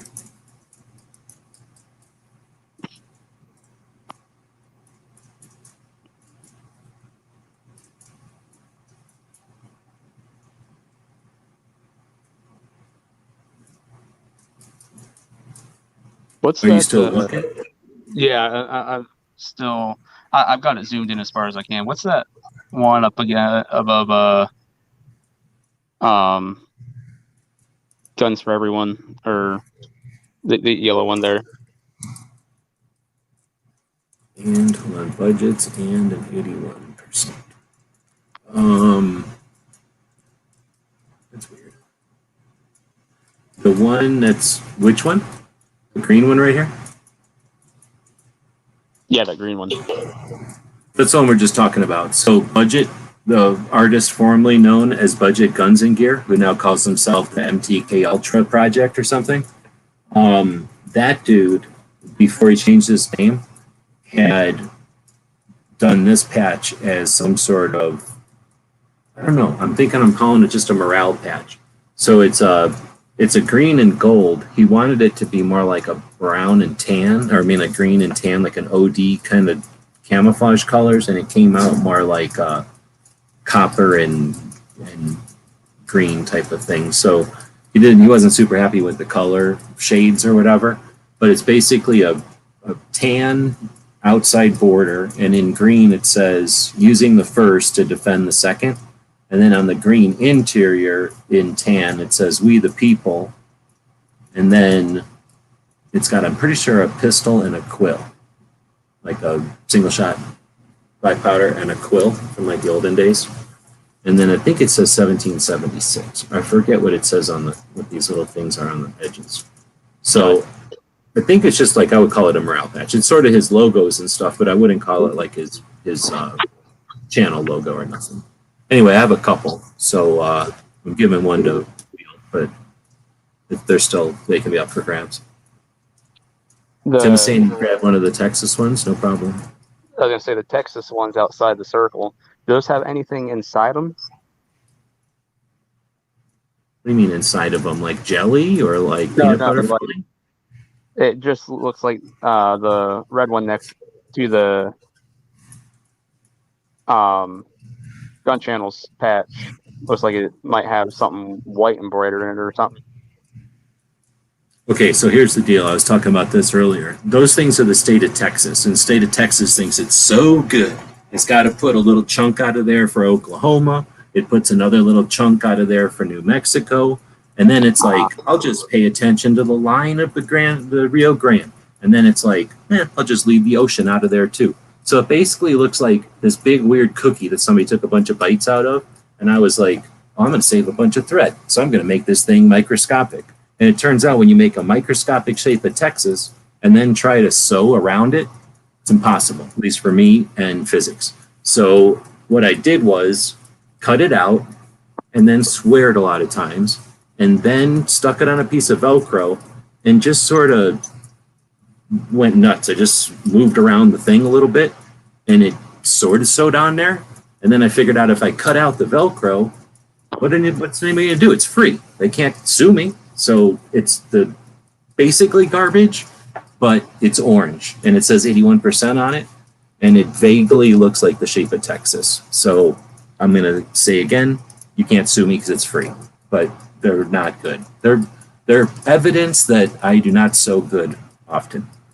But on a patch panel from like 8 feet away, somebody might go, oh, I know what that is, maybe.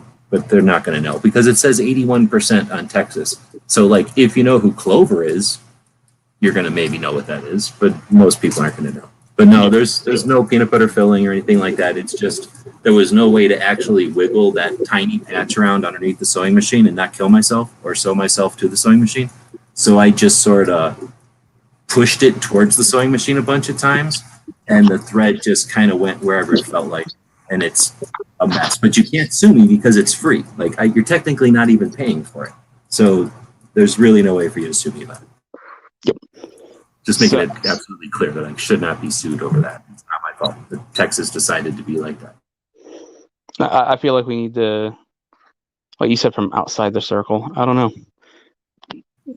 Do we just? No, it really doesn't matter. I was being a dumbass because, like, say, I got tons of shit before. I'm thinking Erstwhile needs a budget patch. Either one of them. Okay, so I will throw a budget patch on this one. Now that Woods is in here, did you pick something earlier? Yeah, the wheeled one. Oh, that's right. Okay. Yeah. He's such a good dude. So I was like, I need a couple of those. Really liking his content lately. That's good stuff. I still say he needs to capitalize on. Did Moo grab something and I don't know Moo's real name? Does anybody know what Moo's real name is? They could put it in the internal. Starts with an M.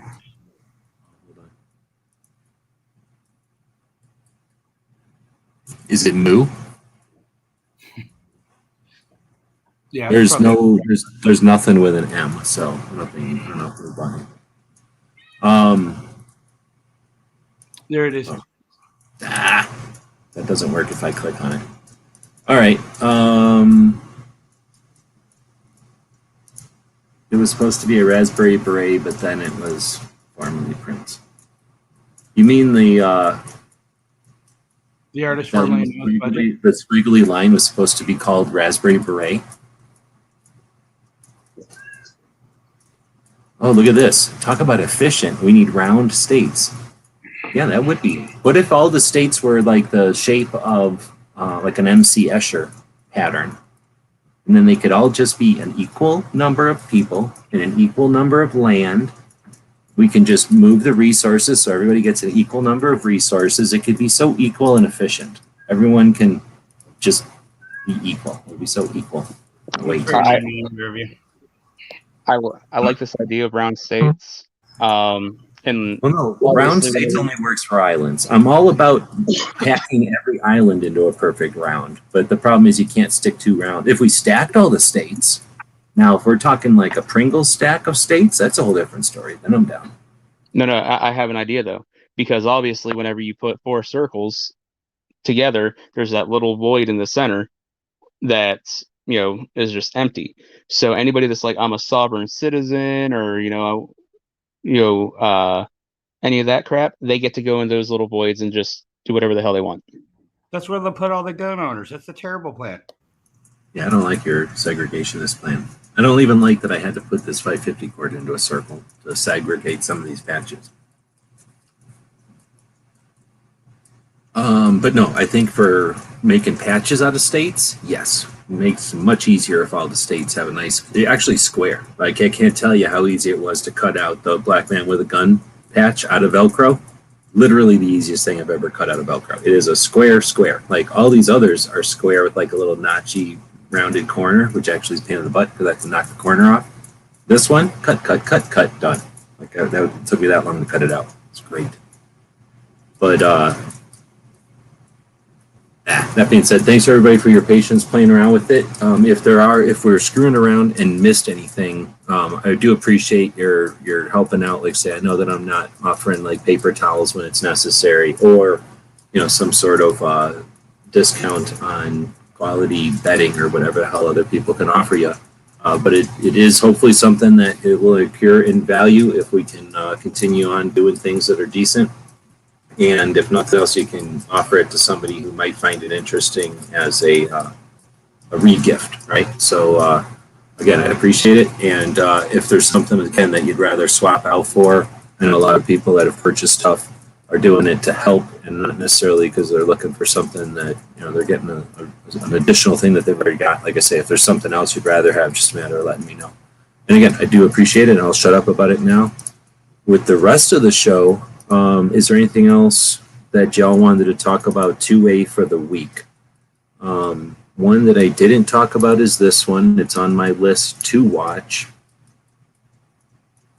Sorry about that. I was looking for my mute and I couldn't find it. It happens. I've been doing it all week. Missed it. Well, now you're with me. All right, so I didn't watch this guy. New federal bills would attack the supply chain for firearms owner. Did anybody see this one?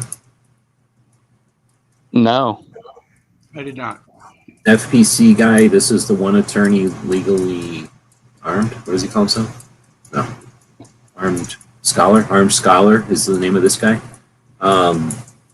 It says 2 bills that would repeal the PLCAA, the Protection of Lawful Commerce and Arms, which would open the door up for lawsuits, take actions. Okay, so they're saying the new bills would attack the supply chain, but then they say that they're going to repeal the Protection of Lawful Commerce. So I'm not sure. I guess I'd have to listen to it, but it's only a 3-minute video, so I'm intrigued. But that sounds like new news. I had not heard of anything like that yet this week. I have actually seen that one. Oh, okay. Once you started talking about it. By the way, it sounds they're just trying to remove the protections for gun manufacturers to not be sued, and not in the sense of what's happening in what is it, Sandy Hook, with how they're going after Remington for advertising. But just if somebody were to go purchase a gun and then go and do something bad with it, they're saying that the firearms companies should be liable and that they enjoy protections not afforded to anybody else in any other industry. And I'm thinking automotive industry. Nobody sues Ford when somebody drives drunk or anything, but what do I know? Right. Well, you're basically describing the scenarios from what I understand from when these things have gone down in the past, and I haven't done the specific research on this yet, but one of the projects will be to hash out the details of this. But yeah, what you said there was about the gist of it. What it was is it wasn't like it came out of nowhere. From my understanding, and remember that my focus or whatever, my awareness is on the stuff that I've done, right? So there may be more to this, but two projects that I've worked on relate to the protection of lawful commerce. And it starts with California, the 1960s. And you know what? It might have something to do with the Mumford Act. I still am putting it all together. But let's go back to California. Before a lot of the modern versions of gun control, California decides all handguns got to go. So they attempt to ban all handguns in California. One of the results is the Gun Owners of California, which creates Gun Owners of America, that puts us in 1975. So you got California who attempts to ban handguns, and they're not successful because of Senator Richardson, who created the Gun Owners of California and Gun Owners of America. He successfully parries them. And I don't remember or know if I remember. I don't know if I ever knew how he did that, but he stopped them successfully. And then because of that, the people who still hated our rights decided we need to change strategies. And then you bring in the Ring of Fire people. So it's the 60s and the firearms owners the GCA stops the importation of little guns. So an aircraft part manufacturer in California is talking to his friend at a gun shop, and he tells him about how the government stopped the importation of these little tiny guns that were made out of Zamic, junk metal, soft metal.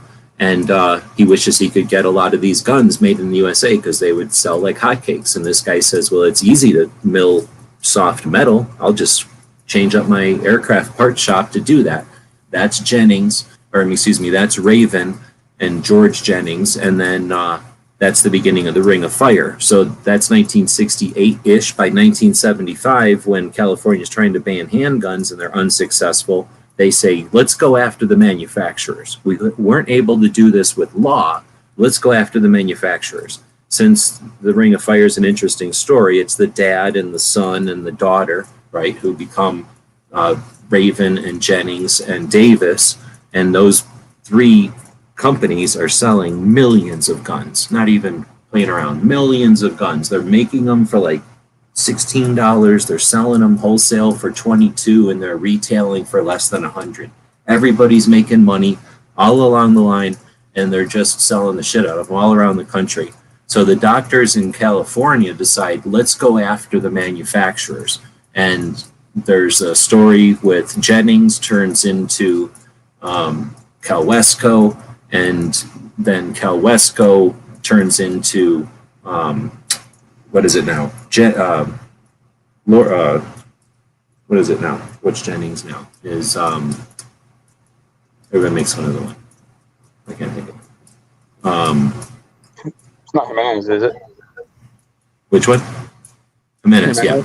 Turns into Jimenez. So the way that Jennings turns into, the way that Calwesco turns into Jimenez is because a kid is at home babysitting a little other kid. A 14-year-old is babysitting a 7-year-old, if I remember right. The 14-year-old takes a 9mm Jennings or something out of a desk and fiddles with it and shoots the kid he's supposed to be paying attention to in the neck. That kid is paralyzed, and it's horrible. And then that kid's life is spent hating guns. So, and the exploitists encourage that. So this kid's whole life is guns, is hating guns. Now, the doctors who couldn't make guns illegal see an opportunity to sue the manufacturer, because it's obviously the manufacturer's fault that 14-year-old picked up a gun that was left unattended, a loaded gun left unattended at a house that he was babysitting in, right? That's the manufacturer's fault. So they sue the manufacturer for something like 8 million, 40 million, I forget the amount of millions. Enough millions that it's a magnitude of 10 more millions than the company would normally have insurance for. And that is what starts the blood in the water. That lawsuit is successful, and the company is put out of business, and Jennings gets put out of business, and then the factory gets sold, and then it becomes Jimenez. That's the long story short. But that success in California gets everybody upset. All the anti-gunners are like, oh, we got a new angle. We're going after the gun owners because it's the gun manufacturer's fault that every bad thing that happens. So Glock is over here minding their business in Georgia. And everybody hates Glock and everybody hates 9mm, right? Some of it's justified. Other parts of it are unwarranted. The 9mm part, it's horrible. So Glock is over there, and this is the 80s now. So it's, they've successfully sued the shit out of this manufacturer, but it's not a real manufacturer. It's like a guy, and he's a horrible person, one of the worst persons in the planet, not just in the gun industry. Just a horrible person is the guy that runs Jennings. Like, I like the gun. The guy is an asshole. He's literally one of the worst people on the planet. He's a horrible person. That guy is easy to hate. And he's just one guy. He's rich, but he's one guy. And he's a total asshole. Everybody hates him. He's easy to hate. Like, literally everybody hates this guy. He's an asshole. So they had a success wailing on that guy. Okay, they get their riches all fancy. Now we're going to go after a real company. How about this Glock company everybody's heard about? They've been in a movie, right? Glock thinks they're so good. Well, Glock came over plastic guns, stupid 9mm anemic caliber nobody wants, and I make fun of it, but Wheel. Is he still in here? I thought Wheel jumped in. Woods is in here, though. Or Echo jumped in here. What was I? Everybody hated 9mm in the 80s. 9mm was shitty. Nobody wanted it. Everybody hated it. Everybody thought there was stupid European metric caliber. Nobody wanted it until sports shooters figured out they liked it or whatever. So when Glock comes over, it wasn't like everybody was like, oh, embrace the plastic metric garbage. Everybody was like, no, let's hate the metric garbage. So what Glock had to do was go, oh, please, please, please, please, please. So they would go up all the cops and say, I tell you what, we'll just take your old guns. You just take these guns for free. And if we're wrong, then we're going to do whatever we need to do, but you're going to love our guns. Well, long story short, Glocks are perfect. Everybody loved them. They made the world a better place, and it worked, right? So places are like, fuck yeah, let's take your free guns, dude. Give me them. Like, we'll give you whatever you want. And so Glock now has Smith & Wessons and all kinds of revolvers and all these guns that are not 9mm. And what are they going to do with them? So they sell them because they're just guns, right? They're not Glocks. They can't turn them into Glocks or nothing. So they sell them. And then these like greedy anti-rights sons of bitches come from California, and they're like, now we need to sue a company that people have heard of. We can't just sue, companies that everybody hates. Let's sue a company everybody likes. So I think they go up to just Smith & Wesson. I don't know if this is where it could be wrong. There's a possibility that a portion of this I'm conflating, but I think this is when the Clintons go up to Smith & Wesson and they go, we're going to sue you and make your life miserable unless you just bend over. And they're like, how about we give you a Hillary hole? And they're like, all right, you can give us a Hillary hole and we'll leave you alone. So Smith is like, oh, here's a Hillary hole. Like, your guns are so unsafe that we got to put locks on them. So Smith & Wesson bends over and just takes it. They just take everything Clintons are dishing out, and they comply. And that's why a lot of people hate Smith & Wesson to this day. So Glock is like, no, right? No, how about no? So they're like, how about we're going to sue you then? Like, you got to put a Glock hole on there or whatever, a Hillary hole on your Glock. And Glock. He's like, no. How about no? How about no? And then they're like, oh, you got to put a Hillary hole on there. So basically they went to sue Glock. And whenever they did that, they basically, I forget the legal mumbo jumbo, but let's just say that some people will suggest that Glock engineered this and figured it out a long time ago playing 4D chess. And other people will say that it was just a happenstance. But I forget exactly what happened, but let's say you were watching it from through a window and you just got the gist of it. The lawyers from California who had success whaling on Saturday Night Specials went after Smith and Wesson and had success, and they did the Hillary Hole. Went after Glock and sort of got like jujitsu'd on their ass. Like Glock just flipped them over like a bitch.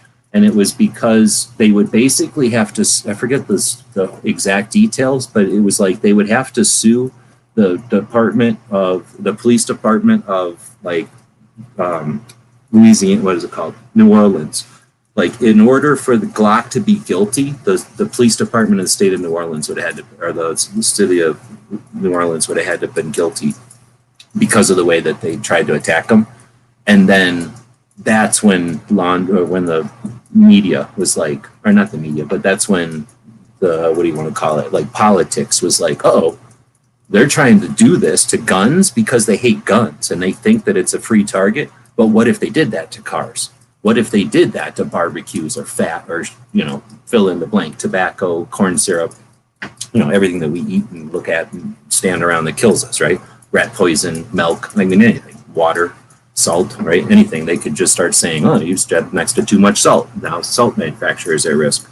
So from what I understand, it was a convoluted, desperate attempt of anti-rights gun bigots to take away the rights of people in California. And since they had a molecule of success in California, they went nuts. And since Smith and Wesson succumbed immediately and bent over and let them have a Hillary hole, like immediately, like they came up to Smith and Wesson and were like, whoa! And Smith and Wesson was like, ah!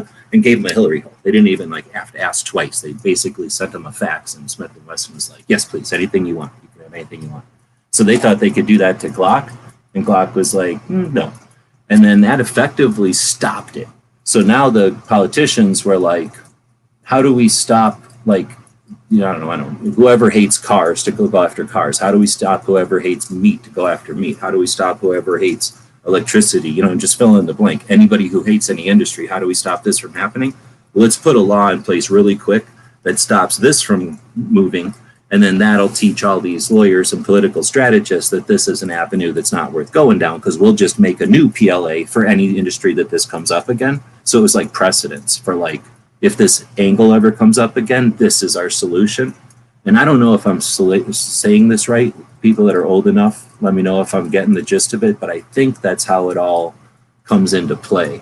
And so like Glock and the Saturday Night Specials and this PLAA thing, all kind of come together. And if they remove the PLA, it's sort of like why I think it's all red herring. Because if they remove the, whatever it's called, the plaque or whatever it's called, if they remove that, then you can go after Ford for drunk drivers. You can go after I'm fat, so salt manufacturer owes me, or like, you know, Hershey's owes me because chocolate bars are too good, or, you know, bacon owes me because I smell like bacon or whatever. No, that's not everyone would consider that a bad thing. Anyway, that's my long ass speech of the placa. Did anybody want to throw in on that? Am I right or wrong, or am I missing big chunks? Or no, it sounds really good, brother. The part about the Glock, I remember this. You couldn't.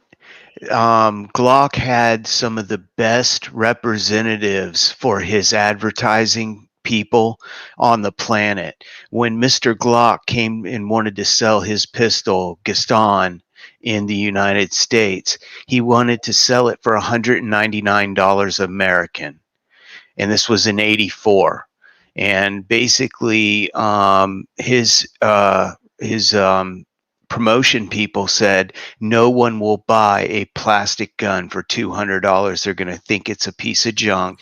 Americans, because, you know, it was priced so low that it was such a good deal, they said, no, we're going to sell it $400. So he was making money at $200.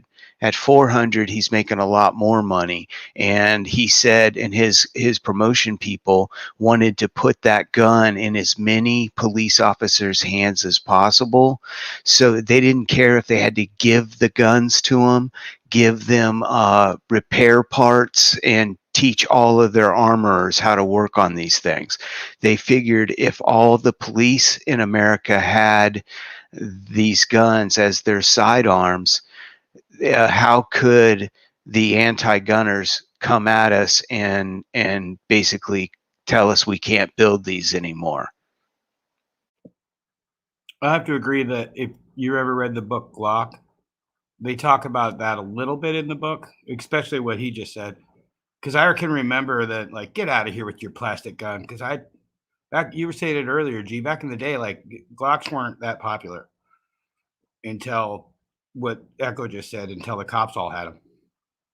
Yeah, when I first started selling them, I didn't own one. I owned a SIG 229 or 228, I think it was, in 9mm. Or no, it was in 229 and 40 caliber at the time when they came out. And I was like, or no, I might be skipping. I think, no, I was Colt 45 1911 Colt Combat Commander with 4.25-inch barrel. But when they first came out, and they looked like they came in these little Tupperware trays. I still have one in my safe, and basically, their people were not impressed. They weren't good-looking guns. They weren't the easiest thing to sell to someone that was used to walnut and blue steel. They looked at them and they were like, wow, these things are so light. They feel like a BB gun in my hand. And I'm not crazy about it. But after years of people taking them and shooting them, and they started offering eventually bigger calibers, is where then other people started looking at them and they started proving themselves. But the actual first time, the only way Glock could get their guns in the hands of police departments was to literally give them all free training, free guns, free magazines, and free parts, as long as they could say this police department uses our gun when they're advertising. And it worked. I mean, each police department slowly fell when they would get grants from the government. They had, one of the choices was Smith & Wesson, one was Glock, and one was eventually Sig Sauer. And they eventually, I think it's 65% all went to Glock. And most of that was because of the budget. They could get the gun cheaper.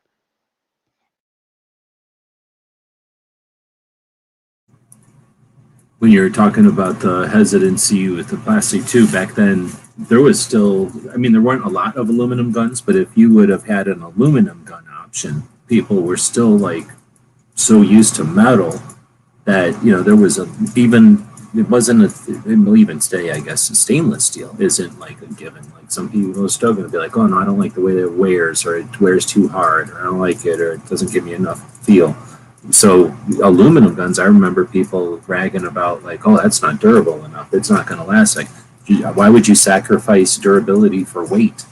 And when you're talking the difference between aluminum and metal, it's less contrast, I guess, than steel to plastic or whatever. So it was less, more room for debate, I guess, less extreme. But yeah, and it took, I don't even know. It took a while before I can remember aluminum, like the Ruger P85s and stuff, not hitting it off because it's still being aluminum. But they were more people were gonna buy that as like I'm gonna ease my way into a new gun from a 1911. They're gonna buy that gun before they bought a plastic gun. And then it took probably all the cops having them for a long, long time, and then all the competition shooters, so that more and more and more models before I would say the typical person could walk into a gun shop and not be concerned. But you know what? Now that I'm thinking about it, and you guys, Woods is old enough, maybe, I guess you had to be around for this. There has to be the thing too, I've been kind of waking up to this idea that the reason there's no old Second Amendment advocates is because there's no system in place to keep old Second Amendment advocates around. That's the same in the gun community. There's nothing really that's like, hey, old timers, here's your place to retire. Like, here's the place where old timers sit. Like there might be that place at a club, but it's not like a part of our culture or something. So, yeah, I don't like, I like 1911s because my dad liked them, or I like them because I used them in the service, or, that's what I carried on the job, or whatever reason I like 1911s. If you don't talk to people and you haven't expressed that interest to the next group of people, then that person who's walking into the shop for the first time to buy a gun and has no experience, and they're like, the third person to buy a plastic gun, how do they know that? They're like, oh, a plastic gun? Sure. I bought a plastic hammer before. It worked, why not a plastic gun? And then all of a sudden you get a generation of people that bought a plastic gun because why not? And then you got a whole generation of people that got plastic guns are no big thing, So I wonder how much of that there is, like that maybe our culture, or whatever we call our community, maybe we just rotate through to a point where any kind of resistance is just gone. Is that attrition? Like just gone because the people that resisted it are gone. Like maybe change is inevitable because the thing that keeps change away is people's opinion. And if those people aren't there consistently, then why would their opinion stay? I think you hit that on the head, honestly, because it almost looks like we rotate every 25 years with trends, and some trends just go away, never to come back again. Some things never go away, but they change. And it's like the opinions of things. Like I remember being a young man in the late 80s working at a gun shop, and I had a hard sell to get someone that was a revolver guy or a 1911 or even a 5906 Smith & Wesson 9mm in stainless steel. Those were hard sells because they were it was a 9mm bullet. People wanted to buy 38, 350, but usually they'd buy a 357 so that they could shoot 38s in it. And then if they wanted to put the 357s in there for home protection, they could. Or they would buy a 45 ACP. Those were the biggest selling handguns in the late 80s.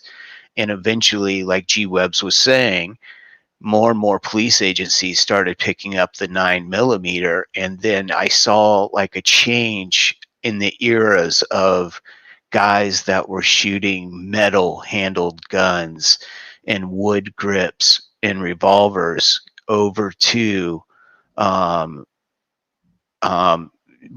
more into the plastic polymer guns and being more accepted. Like he was saying, he's like, I bought a hammer that's plastic. I'm like, my TV's plastic.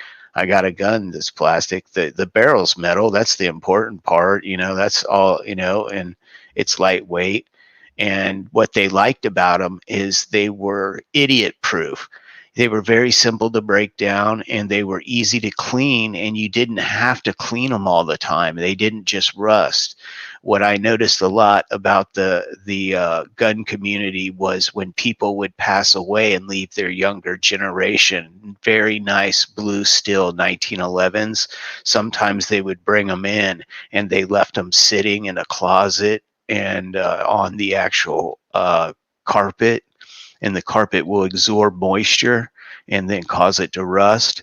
And it would just totally destroy the entire finish on the side of a beautiful pistol just because they weren't aware that they had to store it a certain way because it was grandfather's gun, But I remember sending a few back to Colt that needed to be totally reblued with that real deep royal blue finish.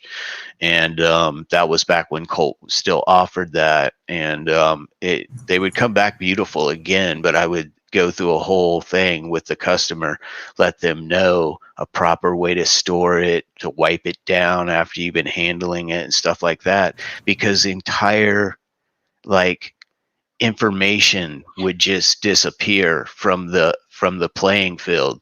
It would be like a new gun owner would learn a lesson with his grandfather's gun and feel really bad that he let it get in that shape, but it was not his fault. He just never hung out with his grandfather enough to learn the right way to take care of a pistol, but yeah, and you're not taking care of maybe you are, but you're not even thinking about like a shovel or something that isn't rusting away, or that is more robust, or like a drill press or something that you're using more often, maybe, or something. But yeah, you're like not necessarily keeping things as artifacts that are fragile but considered rugged, maybe, or something. Like if you're not thinking about it, like you're saying, the rust can sneak up on you or hit you.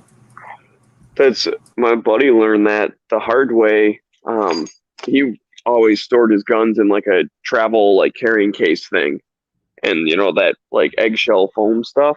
It soaks up all the moisture and it sits like right against the metal. That's like the worst place to store a gun. And to be quite honest, I know that. Like I found out when his gun rusted after like a year. He's like, I shot it like 3 times. Why is it rusted? Sorry, Will said a minute ago, didn't want to interrupt before, but you're saying that the camera and microphone are disabled.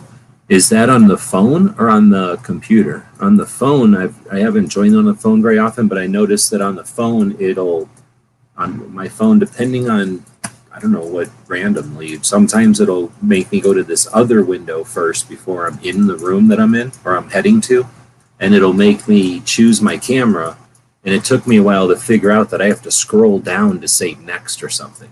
Like I can click it wants me to choose my front or back camera, like the one that looks at you or away from you. And then I didn't know what to do because all I could do is close out of there and that would take me out of StreamYard. So anyway, I figured out that I had to scroll down. So that's what I was going to get at, is if you get to that window where it's bugging you, just try scrolling up or down and seeing if that helps you get through that window. If that doesn't work, because I've ran into that issue, just use a different browser. Oh, okay. That's a good point. And I do how many people keep more than one browser on their phone? Or does anyone else besides me? Yeah, I keep 2. What is it? Google Chrome and Firefox. Yeah, I've got the Samsung Internet automatically installed on mine in the Google Chrome. Yeah, I've never had a problem with Chrome with my phone and StreamYard. It's not a problem so much as just a strategy. So again, I want to thank everybody who lets me complain and whine when I'm going broke about the fact that I'm going broke, and that you're willing to buy stuff from our store or be a subscriber to our Patreon, which I consider to be like when people subscribe to a magazine or to maybe like a club or something, knowing that we're attempting to get our 2A history into formats that are usable by various different levels of people, new people that haven't thought about it before, and then whoever's next. So those projects aren't necessarily lucrative for sure. And I don't even know if they're necessary, but I do appreciate the time that people are spending on that. But that being said, I am finding out that I'm an idiot, and as I did my taxes I didn't do taxes for 2 years, so I spent a lot of time doing my taxes, and I figured the only people that are listening is 2 hours in care about this. When I did my taxes, I figured out that I'm an idiot and that everything I'm doing is a dumbass way of doing it. So I ended up owing a bunch of tax money. So in what I'm doing now is barely coasting. Like if I was about doing twice what I'm doing now, I could not live comfortably, but I wouldn't have to bitch about money. Like I would pay all the bills and I would not be making money, but I would be not losing money every month. Right now I lose money every month. So anyway, because I can't lose money every month, turns out you can't do that forever. It's going to very quickly end. And that's, I'm not feeble. I'm going to do other things to make the money or whatever. And I guess this is a long ass way of saying we're going to be talking a lot about options with phones, about security and privacy. If you feel like coming over and watching it. When we're talking about the kind of stuff that I do, which is create content online, it's the thing that I've been doing for the most time, and I'm able to do it, and I'm somewhat interested in doing it. I'm not going to do it on guns because I'm not interested in exploiting you people for like your interest in your purchase decisions or whatever, other than begging you for buying patches once in a while. I'm not trying to get you to purchase something every week that is at such a level of cost that I get a cut, and that somehow keeps me going, right? And then if everyone needs you to do that, our industry doesn't last. So not interested in perpetuating that. And there's no other way to make money in the industry, honestly, unless you've got some kind of sugar mama. And I have been looking all over for a 2A sugar mama, or 3 or 4. I mean, I'll take a shit ton of sugar mamas, but I haven't found them yet. So anyway, I can go make something like 4 times the amount of return on the investment if I were to go online and talk about phones and browsers and all that kind of stuff that we're going to be talking about. So that's what I'm going to go do. So I'm going to end up chatting about that kind of stuff for a majority of my time until I can pay off a lot of these bills and stuff. So yeah, I won't spend a heck of a lot of time over here, but it's not so much a capability or a capacity thing, Smeggy, as much as a privacy and understanding that data is literally warfare at this point. And if we start thinking about the potential of Russians technically fucking with us, like, then it's really getting into potentially data is, or security is, you know, war, or at least a battlefield. Anyway, so there's lots and lots of stuff to talk about over there. I'm only about a third as interested, but I know enough to make it dangerous. And, you know, as I go explore new stuff, it should be lucrative, at least compared to what I'm doing over here. And like I say, I'm not necessarily trying to be rich. So as long as I can pay the bills, we'll be talking about that kind of shit over on the Gear channel. So guess what? When you turn Gear websites into the store or whatever, when you go over to that channel, I can just, you know, I'll be talking about that stuff. I don't have to change anything or do anything different. All right, with all that said, we can get back to what we were talking about. And now Wield is in here. And I don't know if you wanted to keep going on what we've been talking about, sort of the evolution of that. I think we all started with the PT whatever thing. And what even started that? Was somebody's comment from earlier? FPC. It was on FPC? The FPC video where... Yeah, it was on this guy's video. Now, if anybody wants to riff on that, otherwise I've got one other thing that wasn't in my list, but it's pretty big 2A news. But if anybody wants to complete on this, I don't also need to rip off into another tangent right off. Did anybody want to keep going on this concept of the placa?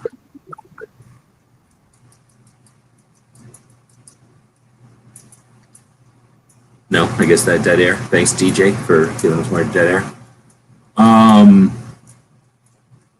So, yes, I'm not cutting anybody off. Then, did anybody hear about the lady who wants to defund the ATF? She wants to defund what? Yep. Okay, you just got my interest because I've been saying this for the last 25 years. Well, Yeah, one of the you guys the crazy lady, though. That's the problem. Yeah, she's Bloonington. Okay, I'll shut up because all I know is of it. You guys fill us in then. What's the pros?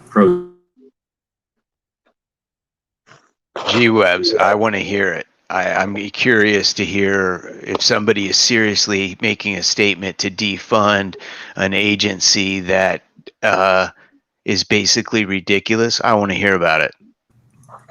Well, like I said, I barely know that it is a thing. These guys know more about it.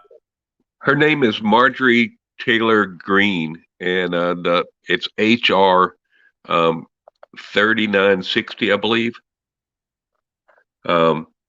Anyway, she's talking about defunding it, and she's also talking about auctioning off all the guns they have in storage. They've got millions of guns in storage. They've just been keeping. I don't like that. I agree that, no, they have, well, I can tell you exactly how many because I got it in my 2A resource handbook, actually. Well, no, but hold on, G. Did you hear what the money would go to? What? Did you, before you say you don't like the idea of auctioning off those guns, did you hear what that money would go to? I don't give a fuck. It's our guns. So they're the country's guns, and there are, in the FBI, in the ATF, there's 10,000 guns. In the FBI's reference collection, there's 7,000 guns. To put that in perspective, the J.M. Davis, our biggest museum, has 12,000 guns. The Smithsonian only has 7,000 guns, and only 150 of those are on display. This is a national treasure. You don't sell that. You put it on display. You give it its own museum. Go ahead. What are they going to spend the money on? Well, let's say they're not talking about selling museum guns or anything. They're talking about selling guns that the ATF has confiscated during raids and other things like that over the years. That's those And guns. That's the ones we're talking about. The same guns, though. That's a museum's worth of guns. That's all the crime guns. museum's worth of That's guns, every but crime. if it's 1,000 Mossberg 500s, do we need 1,000 Mossberg 500s in a museum? Hold on. If it's What- Pretty Boy what- Floyd's and John Capone's and this guy and that guy's, yeah. Let's say, because what she's proposing the money goes to is the families that were victims of the Fast and Furious operation. Then that's is that even the people in the United States? That's Brian Terry's family, and I feel for his family. Yeah, his I'm Border not Patrol sure how agent many is on the job. But families that would actually be affected by that, but I figured it's better than them just destroying them if they were to defund the ATF and disband it. well, that's not the alternative, though. So you guys were talking. I mean, we're sidetracking on a variant of a variant, but that is an element when we're talking about defunding the ATF. Just to put it in perspective, again, they have more guns than the Smithsonian in their vault, and the FBI has a whole nother collection. They're different, and the ATF's is, from what I understand, type variants. So if there's 100 different Thompsons, they have all 100. I think there's 16 or something different Thompsons, but if there's like 7 different models, then the ATF has all 7. Sometimes it's because they got them from crime scenes. Other times they just buy them, I think, or they have to be submitted for like the technology branch, and they just keep them.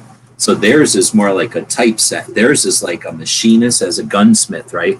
You'd want to have all varieties of Winchester 92s just because, right? Why not? Like, it doesn't matter if it was, just there's 100 of them. There are 100 different ones.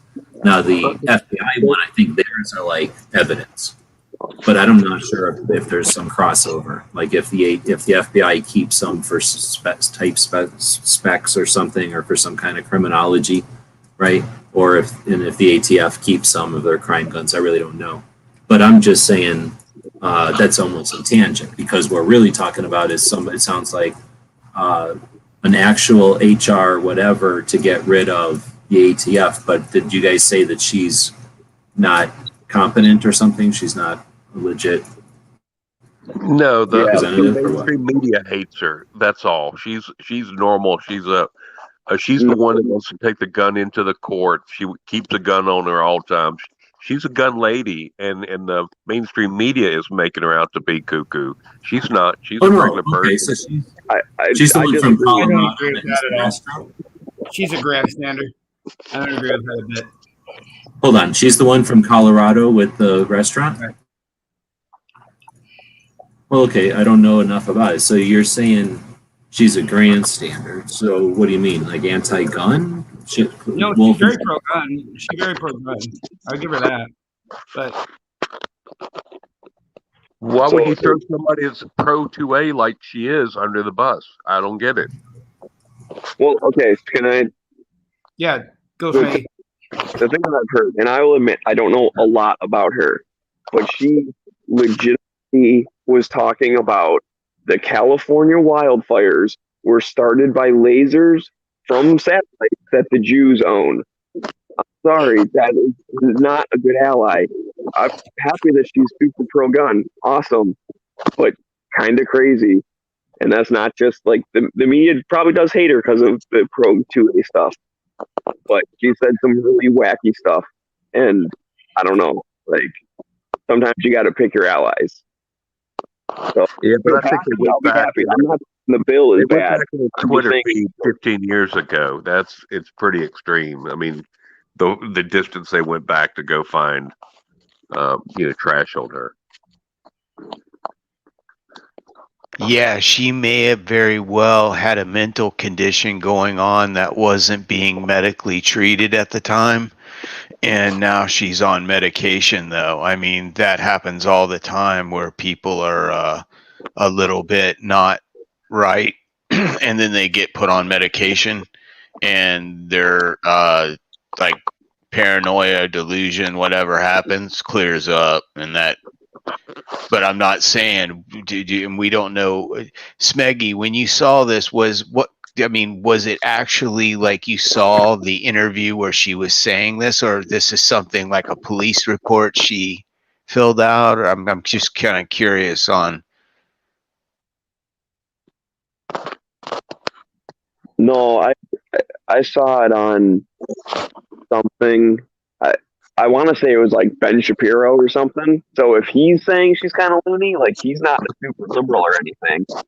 But I will admit to not be. I'm ignorant somewhat. I don't really know her that well, but I know that the perception is that she's kind of wacky. Well, I appreciate it. That clears it up, though. So it's not like she's, because it's not like she's the island's going to tip over type of lady. She's just like got some opinions that others don't like, or I guess you're saying she's got some that are close to the island's going to tip over type of suggestions. I guess the thing there would be how often is it like the island's going to tip over versus like you're saying, like maybe she's just dehydrated one day or misquoted or something, or like was it a one-time thing where she was weird, or is it like a consistent weird thing? And then that just goes to show like her norm or whatever, I guess. But then my other thing would be, let's say the craziest person in the world said, let's defund the ATF. Like, I don't care. I like defunding the ATF, right? Like, so does it matter if it was the craziest person in the world who came up with it? If it's a thing, let's do it. No. No, I mean I agree. Yeah, let's defund the ATF. I guess my only reason for mentioning it is that it's an angle of attack of like, well, if she thinks this, and then therefore all gun owners think this, and blah blah blah.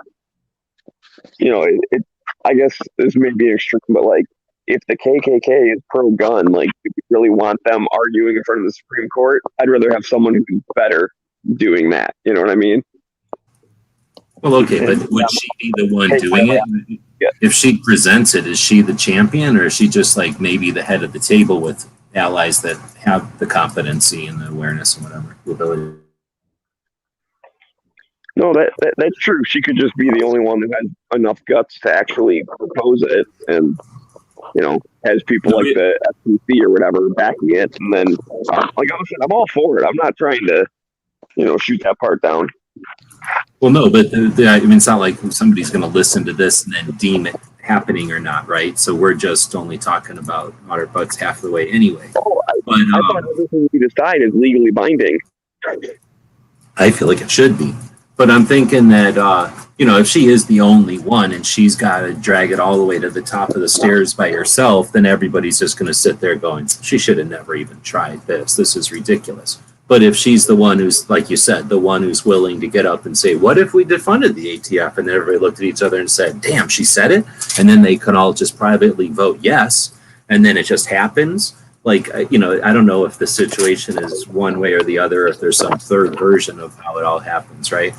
But I think she's got a couple co-signers. I heard one came on from South Carolina and one came on from Georgia. I think there's 3 co-signers right now.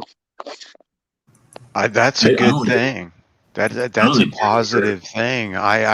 You know, the other thing is that in some instances where these news agencies find some wacky quote, not that this happened, she may have very well said it and meant it as it's taken, but a lot of times they will take like something somebody says because one of the news reporters will ask some stupid question and they'll give some ridiculous answer back just to be like smartassy.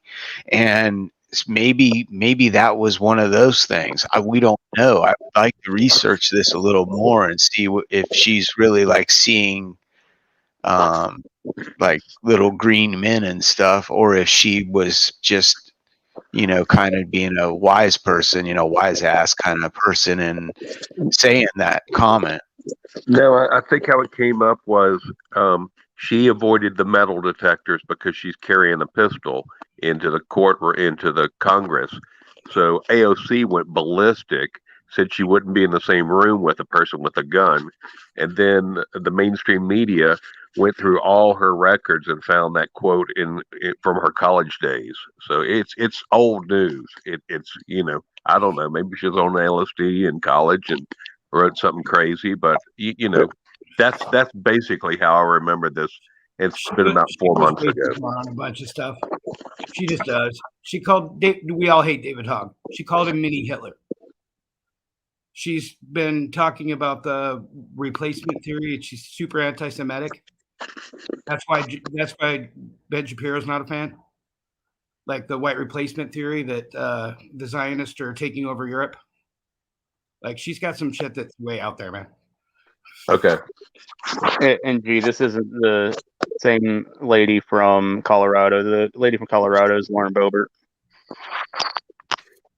Yeah, this lady. Okay, appreciate that, because I'm picturing the lady with the restaurant where the girls wear revolvers or whatever when they're serving dinner. Like, I was thinking of somebody else.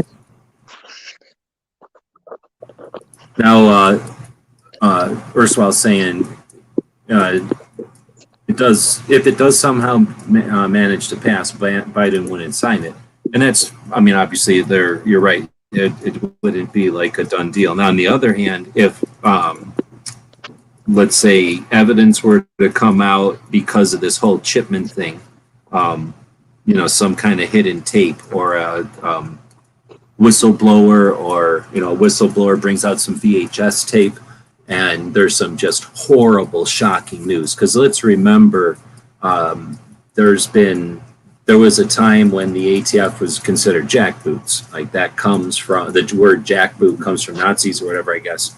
But the reason it was, like, in my vernacular is because of the 90s or whatever, when everybody was getting real sick of getting their, not knowing when the ATF was coming just to crack down or whatever. And anyway, so, crap, I'm watching Smeggy's puppy, and I totally lost where I was going with that. That if it doesn't pass, then I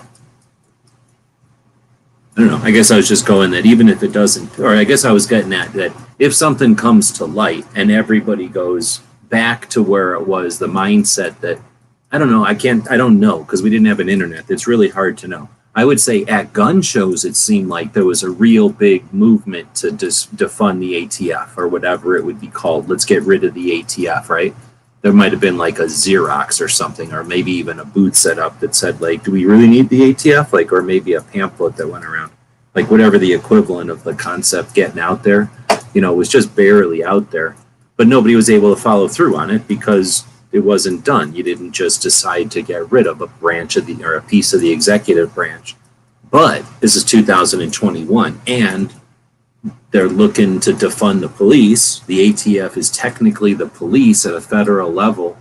I don't know if y'all want to talk about it in here, but there is a potential suggestion that a lot of the manipulations last year, if they were manipulations, were done with the idea of federalizing police, causing distrust and whatever you want to call, and dwindling of local law enforcement so that there could be a perfect federal option available. Oh, your police aren't working? Here's a federal troops that can come in, right? And all the craziness you want to talk about there or whatever. So is there that angle that, something comes to light, the what do you call it? Like the tables turn and people have a suspicion and a distaste for big government because of something that Chipman uncovers, something that Chipman did. And then all of a sudden this lady's HR whatever becomes way more of like, hey, let's grab that thing and run with it. And let's chop severely. Like, maybe they just figure out that there's 500,000, 500,000 tobacco deaths, that there's 100,000 alcohol deaths, and there's barely 40,000 gun deaths, and 60% of those gun deaths are suicides. And most of those suicides are veterans, and that's because there's no end-of-life option. If you're an old veteran, what do you got? Go die in a hospital or off yourself. And now you become, are you going to off yourself with a rope, or are you going to use something you're familiar with, right? Is effective and you're skilled at it.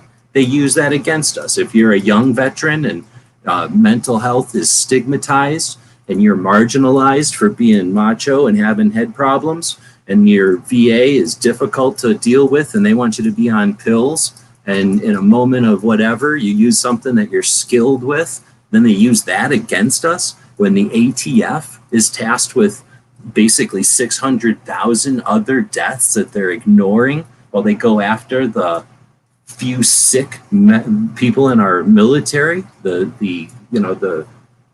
victims of their establishment, the people that they've let fall through the cracks, they're going to use those instances against all the gun owners that have done nothing. Once that information is projected to the people, and then the idea that Bloomberg is working with China and that all of his money and shit has not just been because he wanted to have a legacy, or that he really thought he was doing good, but instead he's been working with China to specifically remove the independent thought, the property rights that come along with the particular thing of a firearm, a thing that lets a little old lady walk safely through, walk confidently through a neighborhood, right? Like, there's a reason he went after that. So anyway, if it all comes to light and people go, yeah, let's get rid of that jackboot or ATF again, was my long ass way of saying that. Is it possible? Do we see a bunch of people grab on our bill and then there's no ATF 1 year from now? So I've got a thought here. I think it was Smeggy who said, if it hit Biden's desk, it'd never get signed. But if this Biden's, what's that? I'm just interrupting you. Oh, if this got to Biden's desk, would that not be in itself a win? Because one, we don't have Congress right now. So if it passed the Congress right now, that's already sending a message to the ATF that it wasn't just Republicans that voted on this; Democrats voted on it too. If it passes the Senate, it wasn't passed in the Senate by just Republicans, because we need 10 Democrats to turn and vote with Republicans. So if all that happened and it hit Biden's desk, whether it gets signed or not, that's sending a message to them. Yeah, that definitely would be. But my only thing, because I remember this came up in the past as well. Someone else introduced something similar, and my only concern was they were like, "Yeah, we're going to defund or we're going to get rid of the ATF, but we're just going to let the FBI do all the firearm stuff." So it's like we didn't really get any more freedom. They just let a different group still do the same thing if that one went through. Now I don't know what hers is worded, to be honest. I just saw the headline, I saw her name, and I never read the bill. So that's shame on me. I should have. But if it's just one of those oh, we're gonna get rid of the ATF, we're just gonna let the FBI hire a bunch more people and do the same stuff they used to do, it's not as much of a win. Yeah, but to be honest, the ATF is basically every job they do is already done by another federal agency. Alcohol is handled by the ABC, the Alcohol Bureau, and basically firearms are usually handled by local city and state authority, and then only if a trace of a firearm has to be made and it cannot be easily transcribed, the serial number, is it sent to the ATF, and then the ATF usually sends it to the FBI for it to be laser etched or removed with acid, where they can get the serial number off of something that's been already removed. But the bottom line is, and all the way down to explosives, are covered by Department of Homeland Security.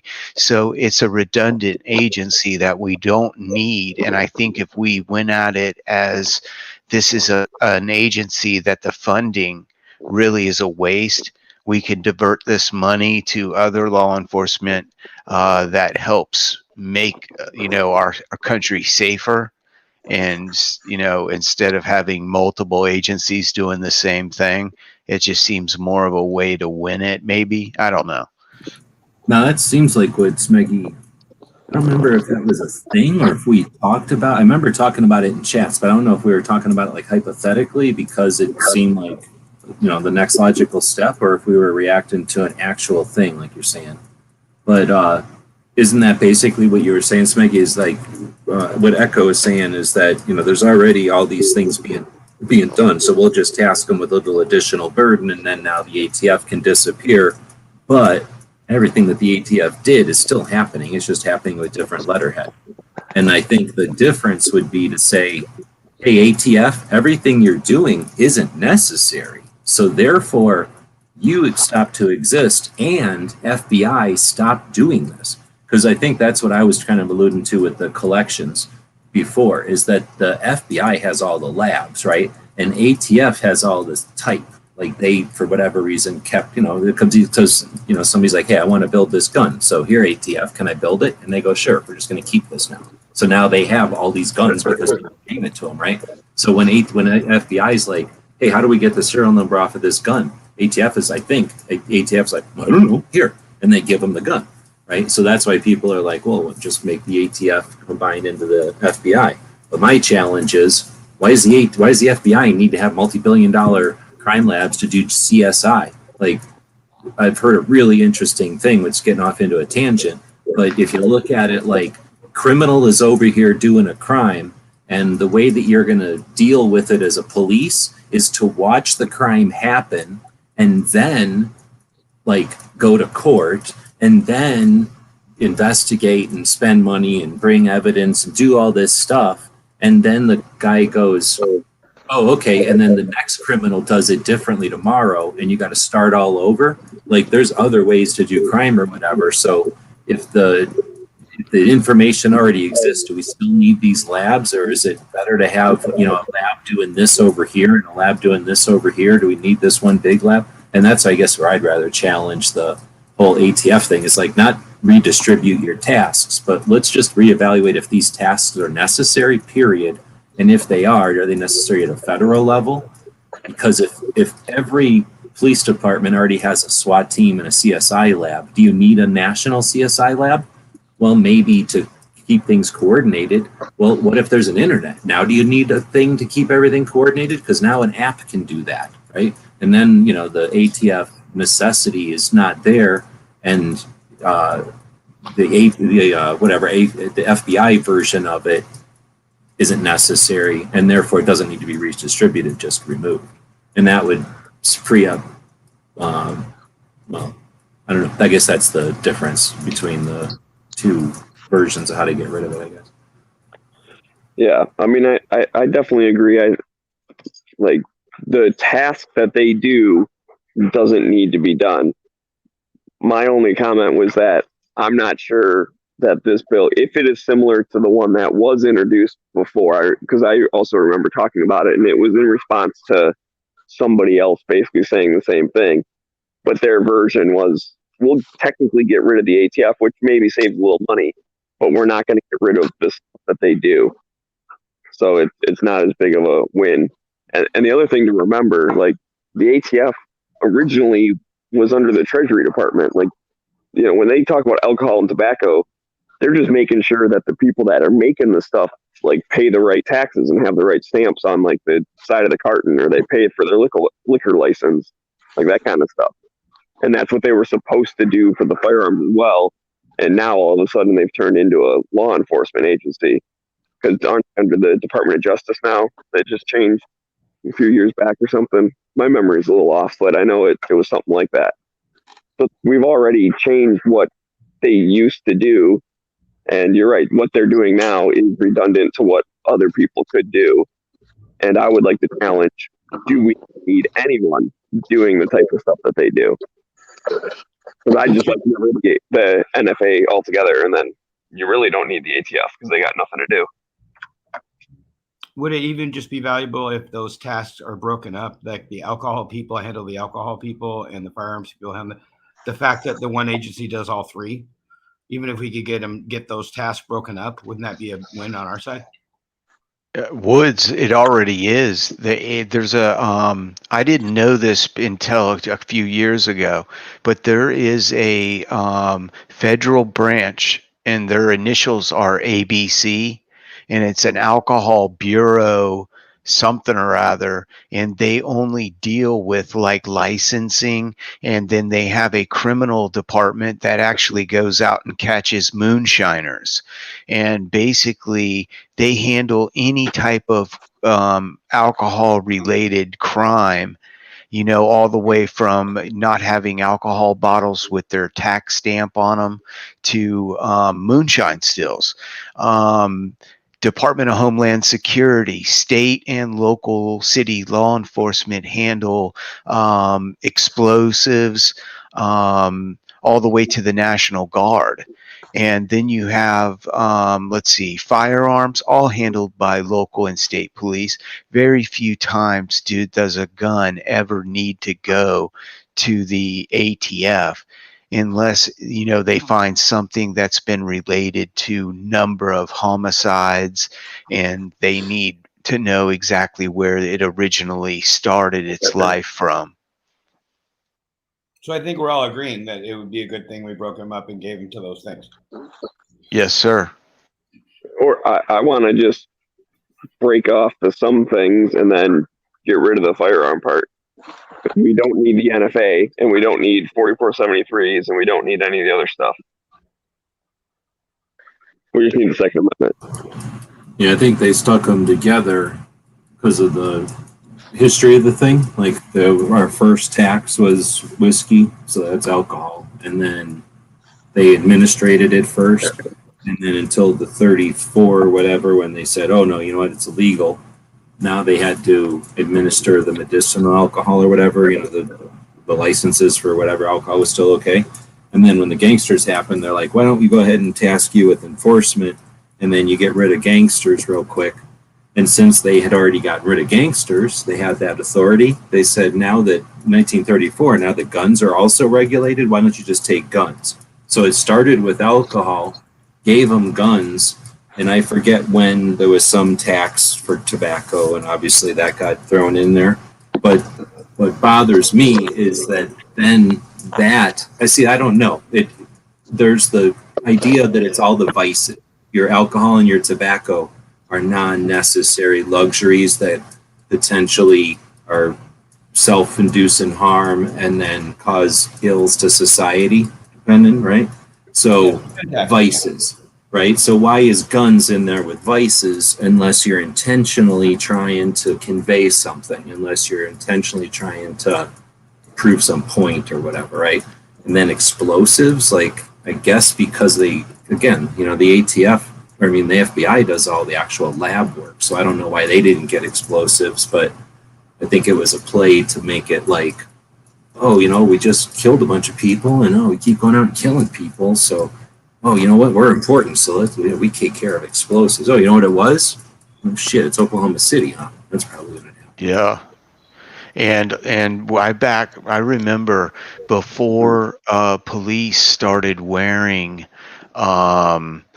the like BDU uniforms, and you would see them with like high-tech boots and uniforms and like dressed out more like a SWAT team than a city police officer.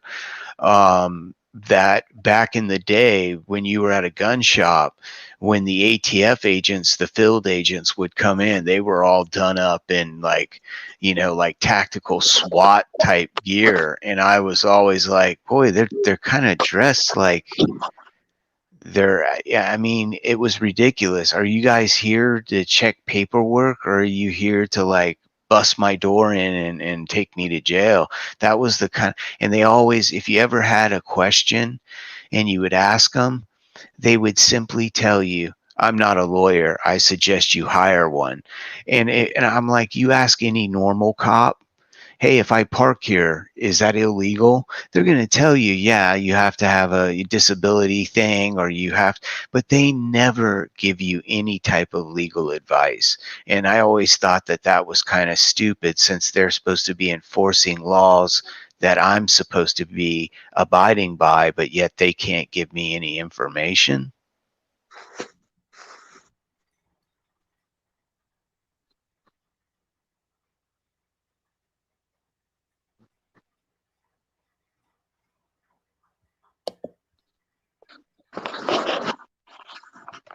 I'm hitting pause. was on the wrong place. Okay, so that's interesting. When you're talking about working in the shop years ago, was that in Florida also? Did that Yes, come yes, through? yeah. I could hear you, brother. Yeah, it I'm was in wondering, Florida. was that like 80s, 90s, right? So I'm wondering how much of that was, because I mean, 80s, 90s Florida was definitely cocaine and like other, what do you call that? Smuggling through the Keys and stuff, or whatever that's called, or whatever, Miami Vice Yeah. stuff. So I'm wondering, and I mean, I saw a lot of Miami Vices. So you people were smuggling reptiles, like prostitutes. There's all kinds of jet boats and illegal things. So you know, a lot of the action happening in Florida. I've seen lots of documentaries about that. So I'm just wondering how much of like the ATF was like, oh, we got to send our like jackboots down there to like let the message be known that we're not screwing around. You know what I mean? Like maybe in New Hampshire or something, they probably weren't going in with like 511 gear, right? Yeah, possibly, but DEA had a huge presence and still does in Florida. When you're talking about Cocaine Alley, when they were coming up from the Caribbean and funneling into coming into Daytona Beach and Fort Lauderdale, Miami, and there was a routeway that they used to come up and do it, and basically it's kind of like what built Miami was the cocaine traffic, and it created a lot of violence, and a lot of that was gun violence. But it always seemed like the DEA and the Immigration and Border Patrol were all working in like task force, and then they would have ATF doing, like, if they had like fully automatic machine guns found, they would want them to take them and trace them and see where the origin of these guns were that these people were using. But it was like the Wild West back in the late 70s and all the way to the late 80s, early 90s, until they shut it all down. And that's something that I don't know if there's interviews that I can watch. I hope I don't have to read them, or if there's even stuff I can read. But what you're talking about there is pretty interesting. I've seen some stuff doing my AK research back in the day when I would try to figure out who and when the importers would bring in all the different Kalashnikovs, because there was sort of some waves of that. You know, the initial stuff from Finland, and then the Chinese stuff, and then the more Chinese stuff once the Chinese figured out they had options and stuff. So at some point you get in there, and man, I can't remember exactly the details, but it's something like Clinton, the boy Clinton, was he owned a company or something that owned like a bunch of importers, and something like the Clintons made a killing right before the importation ban on Kalashnikov stuff. And they were like kind of against the whole ban or something because they were making so much money. But the problem was nobody gave a crap about guns as much as they wanted to stop their political rivals from just making all this money. So they were like, oh, this is a no-brainer. They're making money off of guns. We just say that guns are a bad thing, and boom, we screw them out of a bunch of money. And it almost seems like it was just some sort of dumbass game where they didn't even care. They were just like, somebody said, oh, you can make a bunch of money selling this stuff from China to people in Florida. And they're like, right on, here's $2 million. Go make that into $4 million. And then somebody's like, what, they're making $4 million? Shut it down. What are they selling? Guns? Oh, hell yeah, shut that down. It's guns. That's an easy sell. Like, they wouldn't even, it was just a commodity, I think. At least that's the way I've seen it kind of described. And then I'm also remembering it in the middle of the night on a Friday. But does that recollection come to anybody? Yeah. Yeah. Yeah, and also there was there was a bunch of money going into Arkansas when Bill and Clinton was a governor, and they even had a Learjet have engine problems and crash into one of the farmlands along somewhere in Arkansas, and local sheriff's department found, like, I don't know, it was like 86 kilos of cocaine.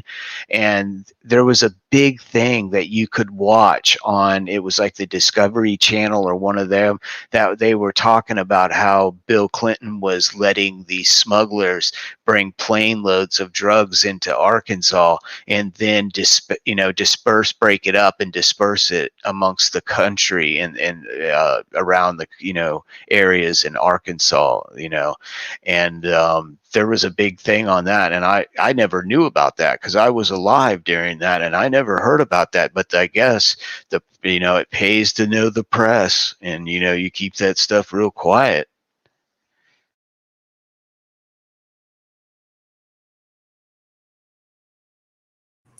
Smeggy saying the ATF seems like a middle manager that isn't needed. I guess that's the way to look at it.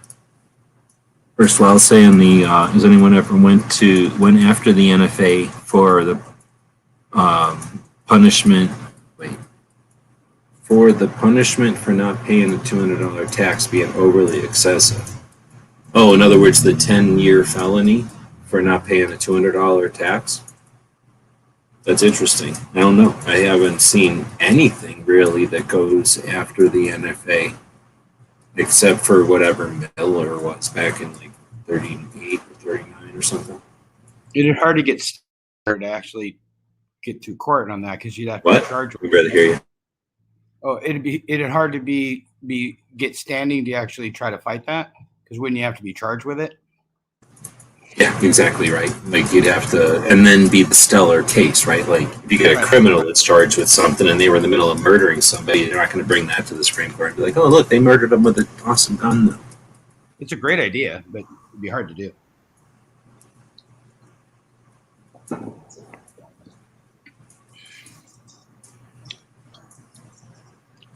Okay, well, I don't want to shut everybody down. We were right at the 2-3 hour mark, but if there's other topics and stuff, that there was just seemed to be a break right there. Did I cut somebody off right now?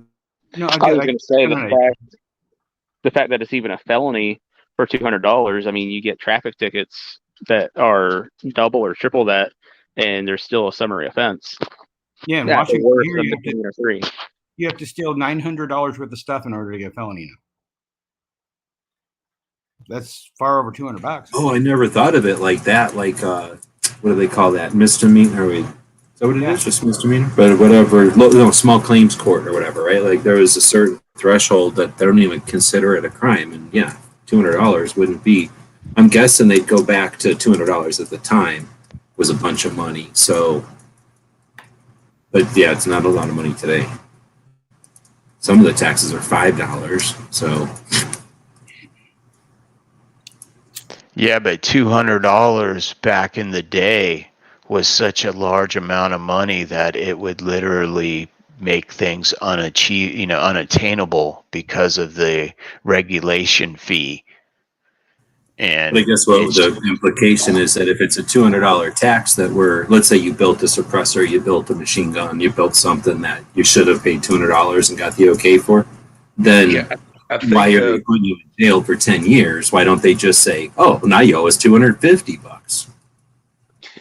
I think $200 in 1934 would be $4,100 today. Oh, that much? The last I remember somebody looking it up, it was more like 24.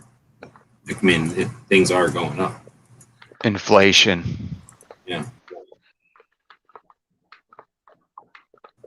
I know that there have been HR whatevers from the anti-right side that have suggested bringing it up to a normal or like the percentage, the appropriate percentage.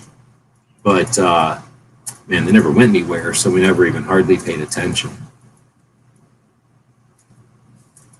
Well, and then anything that comes through the House, I mean, there, like in 2017, there was 12,000 bills brought forward to the House. They voted on 6% of those. So sometimes when we hear House bill,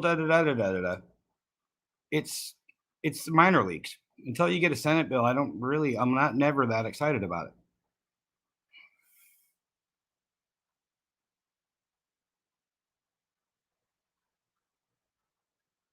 Did I lose everybody?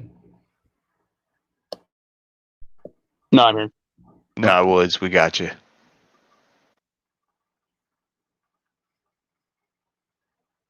Anybody got any thoughts? No, I'm with you. Let's say So what you're saying is because the House is Republican GOP heavy, that you don't worry about things that come to the House. You worry about it when they come to the Senate because you're worried about the Democrat majority. No, not really. I don't really care about the brands. I'm saying that until you have a Senate bill, it's not ever really going to become a law. If you don't have a companion Senate bill, it's not going to happen. Oh, okay. I understand where you're coming from now. Just the way the power works. It's the House bill is a minor league, so you go in the House for a while until you can become something bigger and better and stronger. So I think sometimes we're manipulated by a lot of like House, the blue team's doing it again, or the red team's doing it again. House bill, da da da da da. They're just introduced this thing. Most 95% of those never go anywhere. That's just how the system works. 12,000. That is sometimes we get manipulated by that number. We don't realize how many bills they see. I don't see how somebody could look at that many bills in the time that they're given and actually understand them, and comprehend it enough to make a rational decision on it. It's because they don't. Yeah, usually they don't. They usually have a staff that reads this 1,000-page bill and tells them, what does this say? And then they vote on that. And it's some little intern that read the damn thing. And half of Congress is rational, and half of them are emotional.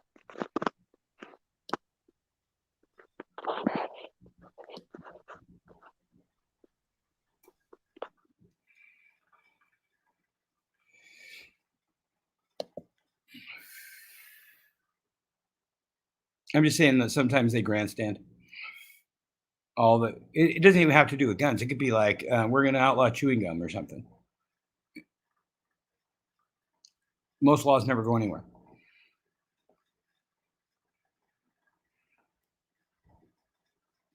My question is, why do they keep writing stuff it's almost like they're writing a fix for a problem they haven't even developed, or does that not seem like the norm here? Yeah, for sure. They're like, and we're going to do this thing that really doesn't have anything to do with much of anything. Or they can go back to their constituents as like, I introduced this bill about this thing that's a terrible plan and everything's bad, but I couldn't get it forward, but I really tried. And they know it's not going anywhere, but it's just part of the dance. Especially when it's introduced from the minority side, because they know that, hey, I'm probably not going to get the votes for this. But like Woods just said, then they get to go back to their constituents. Look, I tried to do this for you. Couldn't get it done. Make sure you vote for me and we'll keep fighting. Donate to my campaign. All right, I had to step away, so I got back, and I think, is my fan too bad? Is that too annoying? No, it's fine. Here. I think I'm up to speed. So let me ask it this way. I'm the first one to be like, I've heard this before, right? Like, and I've heard this so many times before. But I'm hearing other stuff now, and I don't want to not acknowledge that. So while I've heard this kind of discussion happen when the anti-right side will throw out, some sort of new infringement or some kind of crazy compromise, what they call a compromise. But instead of just being the same old, like, oh, shucks, we don't like what their suggestion, or maybe, we don't like what you're talking about. Here's our, thought out reply or whatever. So in other words, I think what you guys were just talking about, sort of the volleyball match that I describe it sometimes, or the tetherball, where there's like a consistent back and forth. The antis are going to say, you shouldn't have that gun because it scares us. And then we say, logically, it's no different than this. And then they say, but it scares us. And then we say, but here's some facts, right? And it's this like kind of back and forth. And now it can be a cop killer bullet. It can be a import, a barrel length. It could be a, in a school. It could, it just really doesn't matter. You fill in the blank with the talking point, and it's that same old back and forth, right? And I'm just using that long ass way of saying, if that's what we're talking about this time, then I'd like to zoom out and think about any kind of ball game, like a volleyball game, I guess, or whatever that is. When you got two teams that are really good, or just two teams that are practicing and they have no interest in winning, right? Like they're literally just practicing. They need to practice that afternoon, so they're gonna bounce the ball back and forth, and they might be having little strategies and playing around with themselves as a team, or like learning things or developing. I don't know what the fuck volleyball teams do.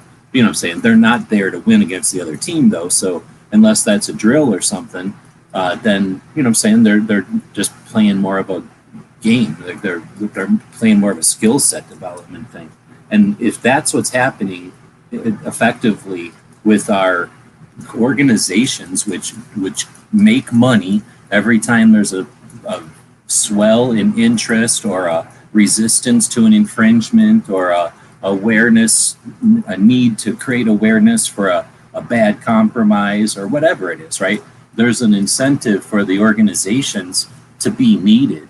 And then there's an incentive for the other side to keep pushing against, you know, what they see as a end of society, the idea that individuals own property that's dangerous or whatever. So if we keep looking at it as that's the general back and forth game, here's what I'm going to ponder. This was all to set this up. You know, we're watching a volleyball game. What changes a volleyball game is when somebody comes in there and does something other than, I don't know what the three things are, bump, set, spike, or whatever, you know, the bump, bump, bump that normally happens with volleyball. Well, what happens when like the new girl comes in, or like the short guy, or like the person that can jump really high, or somebody that can do something different? Well, what happens is the game starts to change, and instead of being bump, bump, bump, bump, bump, bump, right? And I don't know shit about volleyball. I'm trying to remember what the fuck I learned in gym or whatever. But you know what I'm saying? Like if somebody comes in and disrupts a game, or like they're better at baseball, or they can throw longer in football, or whatever the fuck it is that changes the game up, then the game develops, right? And the game evolves. And sometimes I think you even get the potential of the game changes. Like, oh, now we don't even want to play this game more because now that we know that this is possible, why don't we just put these down and try these? And now we're playing a different sport altogether that came from this other sport. And if we're talking the sport is politics, what I'm going to say the different type of thing is the new gun owners.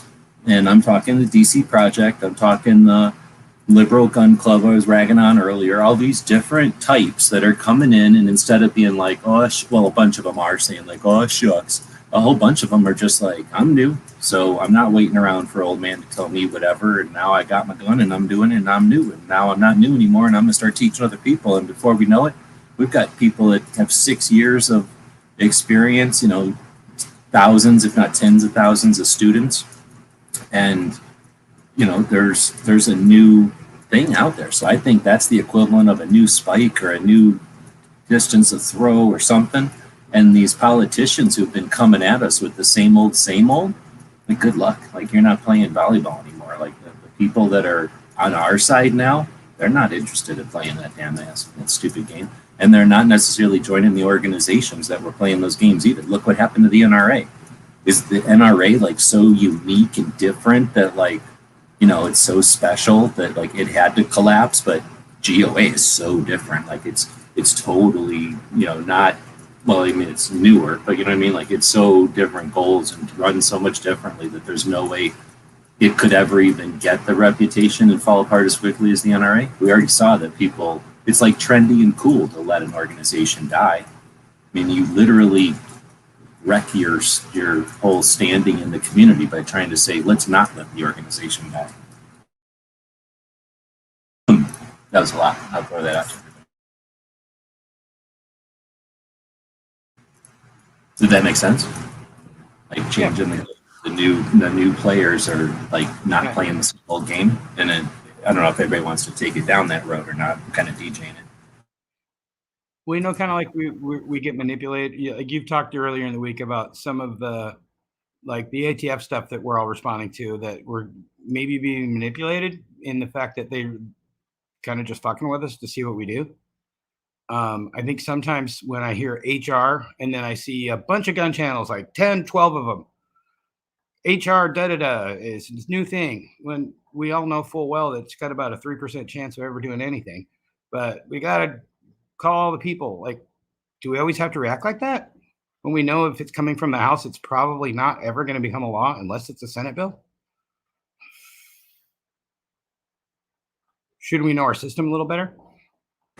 Or at least if we're gonna do that, like intentionally do it to be doing it, right? Not like just because you're just saying that we should react to keep practicing. It's like keep shooting jump shots so we can keep going to jump shots.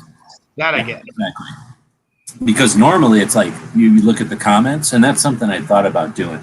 I kind of did it with the gay thing with that recoil, right? Because at first I was like, oh, recoil, because I kind of said it in the show. I'm like, oh, recoil. And what are they doing? They're trying to say, go look at our Instagram and pick one of the 3 covers. And the one that I seen had that rainbow flag. And I'm like, well, that's lame. So I'm going to go pick the one that doesn't have a rainbow flag on it, I guess. And then I'm like, oh, I see their scam. All 3 of them have the same picture. They just changed the background. So really what they're trying to do is get people over here to bait switch them or click a bait them or whatever it's called. And then, so I was like, well, I'm going to do a video on this. And I was like, nah, I don't need to jump into their little plan of like getting everybody to talk about their stupid magazine.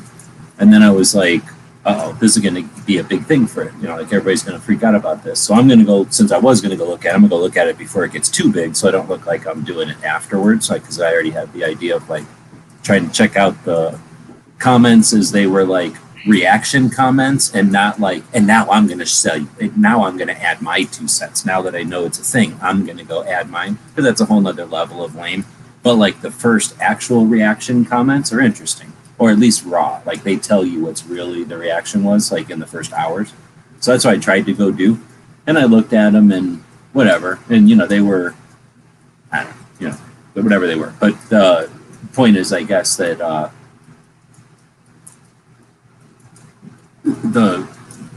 their recoil knew that they knew that could be the potential. I think, I guess it's debatable. They either knew that it could happen or they knew that it would happen. And how the hell can you say? They wanted a thing. I mean, that's what I kind of think, but sure. I can't know that. But it's they've done it before and whatever. So I guess with that kind of thing is what we're saying. Like the politicians got to be doing the same thing. They know what to make piss us off or get us going, and at some point we got to be aware to be like, no, like just like Tony Simon will say, you stop in every dog that's barking, you never get where you're going. Or if you stop to yell at every dog that's barking at you along the way, you never get where you're going.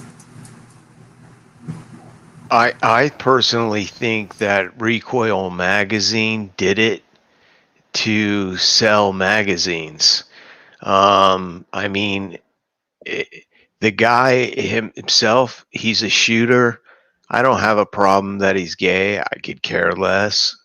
The flag, you know, it was a little, you know, inappropriate to have a flag on, you know, in distress form or however you want to display it. You know, I have a thing for flags on clothing and bathing suits and things like that, but that's a whole other topic. But the bottom line is I didn't have a problem with the article. I just think that they did it because they knew it was going to be a hot, spicy topic like what G's saying, and they're going to sell magazines. Well, yeah, that's what they're there to do. They're not here to, you know, just be like, hey, check this out. We put some nice pictures in here. No, they're here to make a profit. And unfortunately, what they're doing, putting out a physical periodical like that every month, it's dying. So something like that's going to drive up sales, even if it's, you know, just for this month. That's still a lot of buzz that got their name out there again to people that may not have known about it or anything else. And, you know, like it or not, it is a great play by them. Gee, this goes right into the next thing you were talking about that you were going to talk about is kind of manipulation of tech, because our phones do that exact same thing to us. Like you interact with shit that pisses you off more than you don't, so it keeps feeding you things that pisses you off. All the time. Yeah. Like all the platforms, every social media platform, all of the things are just there to piss you off. So this is just the print version of that, right? So something like back in the TV days, was it Morton Downey Jr.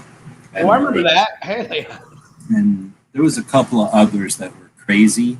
That the other guy who would always hold a piece of paper. I guess they all did that. But anyway, there was the Oprahs. We're talking about for youngins. We're talking about like, is Oprah still a thing? Do they know what Oprah is? they do know who that is, but I don't think they know it like we're talking about. Like the TV show Oprah, they just think Oprah's some lady, right? Back in the days, there was like TV, and grandmas and I don't know, grandmas only would need to watch TV during the day. So they would watch Oprah Winfrey. And she would have like a TV show where she sat in a chair, and then other ladies would come on and sit in another chair. And then there was a whole bunch of ladies sitting in the audience. And then somebody was like, oh, that's awesome. But you know what? Let's have everybody fight. So then that was Martin Downey Jr. He had like an audience of people, and he would stand there with a bunch of papers in his hand, and then he would go, hey, your wife is cheating with that guy. And then they slap that kid around, and that kid is your wife or something. And it's like, what? And then everybody would start fighting with each other. Right? That was more Jerry Springer. But. Well, that's the thing. I don't remember. But that was the like evolution. And for like, I don't know, a decade? I don't remember. I wasn't watching TV at the time. I really don't remember. But for a long time, that was like a thing. I want to say a long time. For a while, that was like a thing.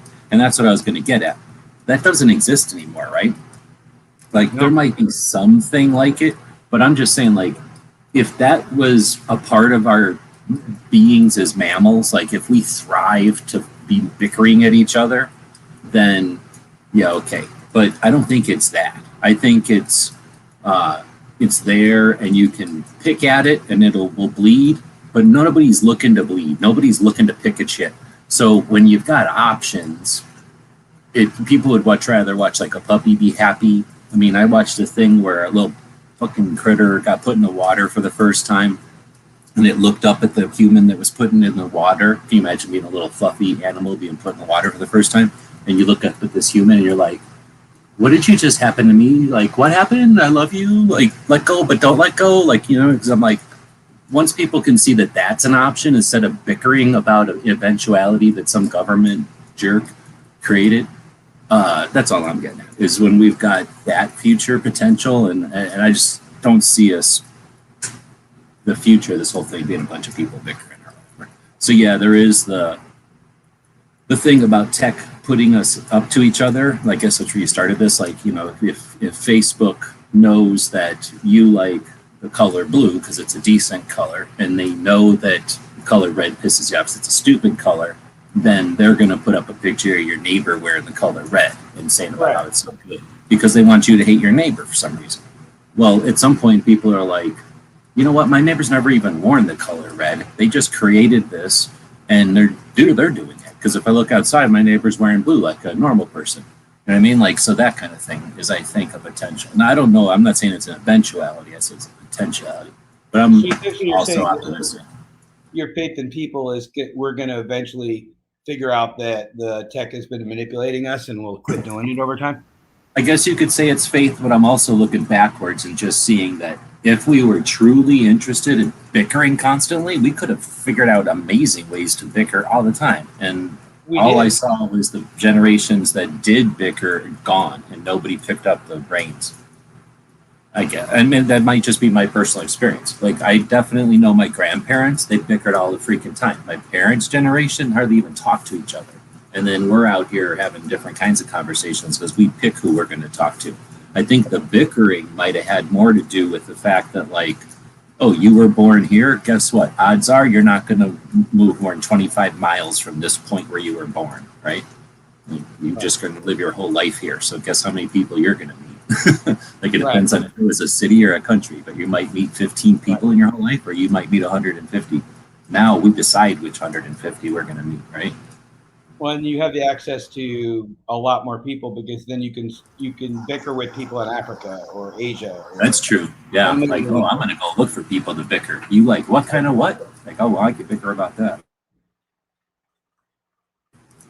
But that's the thing. Do people do that? I mean, I guess I never thought about it, but there might be whole room. Like, I know that Walt does that. He's a brain nerd, and that's what they do, right? On their free time, they just bicker with each other, except all fancy regulated bickering. Did anybody watch that one where he had that angry guy who made him? I can't tell if the guy believed in God or he hated God, but he wouldn't allow Walt to have an opinion. Like, I tell you what, guy, you're wrong. And then Walt would be like, well, I think I have an opinion. He'd be like, nope, you're wrong about your opinion. No matter, you haven't told me what it is yet, but here's why you're wrong about it. Did you watch that one? I only saw that, but I saw Walt's review of that later. Wait, what?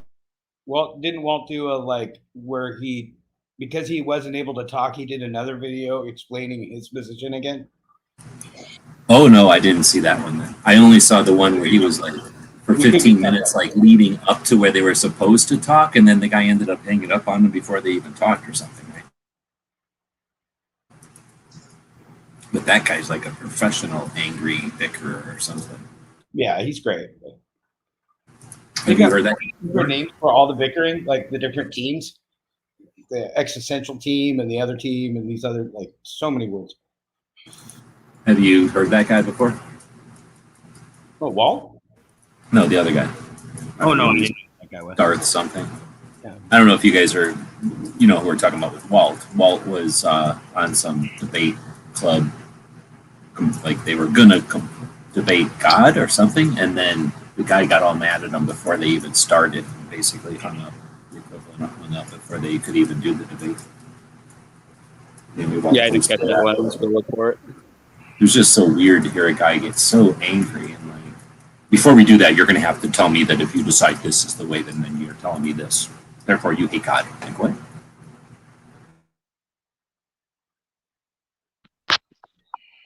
So, care if I get a little tinfoil hat on us for a second, G?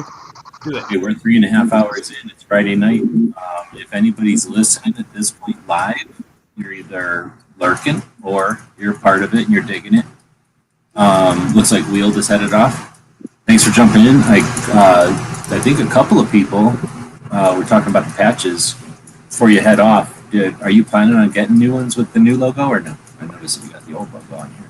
Yeah, I'm planning on getting new ones with the new logo, so I'll send some over in the next month or so. Right on. Yeah, no hurry or nothing. I'll just be sure to keep a couple of these held back then, because these will be the keep classics. a couple, because these new ones will be completely different. Right on. So yeah, thanks again for sending them out. And like I say, half the reason I do the posts with the Free Patch Friday is, of course, to say thanks to people that buy stuff, but then also so I get an excuse to link to people and spread the word. So happy to be able to. Yeah, I appreciate you giving them out. That's what I gave them to you for. So thank you very much. You bet. Have a good one. You got anything to plug or anything before we head out? In case you got anything more? No, I shot that new 45 today. It was a lot of fun. It's got a 3.5 pound double pull trigger. The single pull, God, it's unbelievable. It's probably a pound.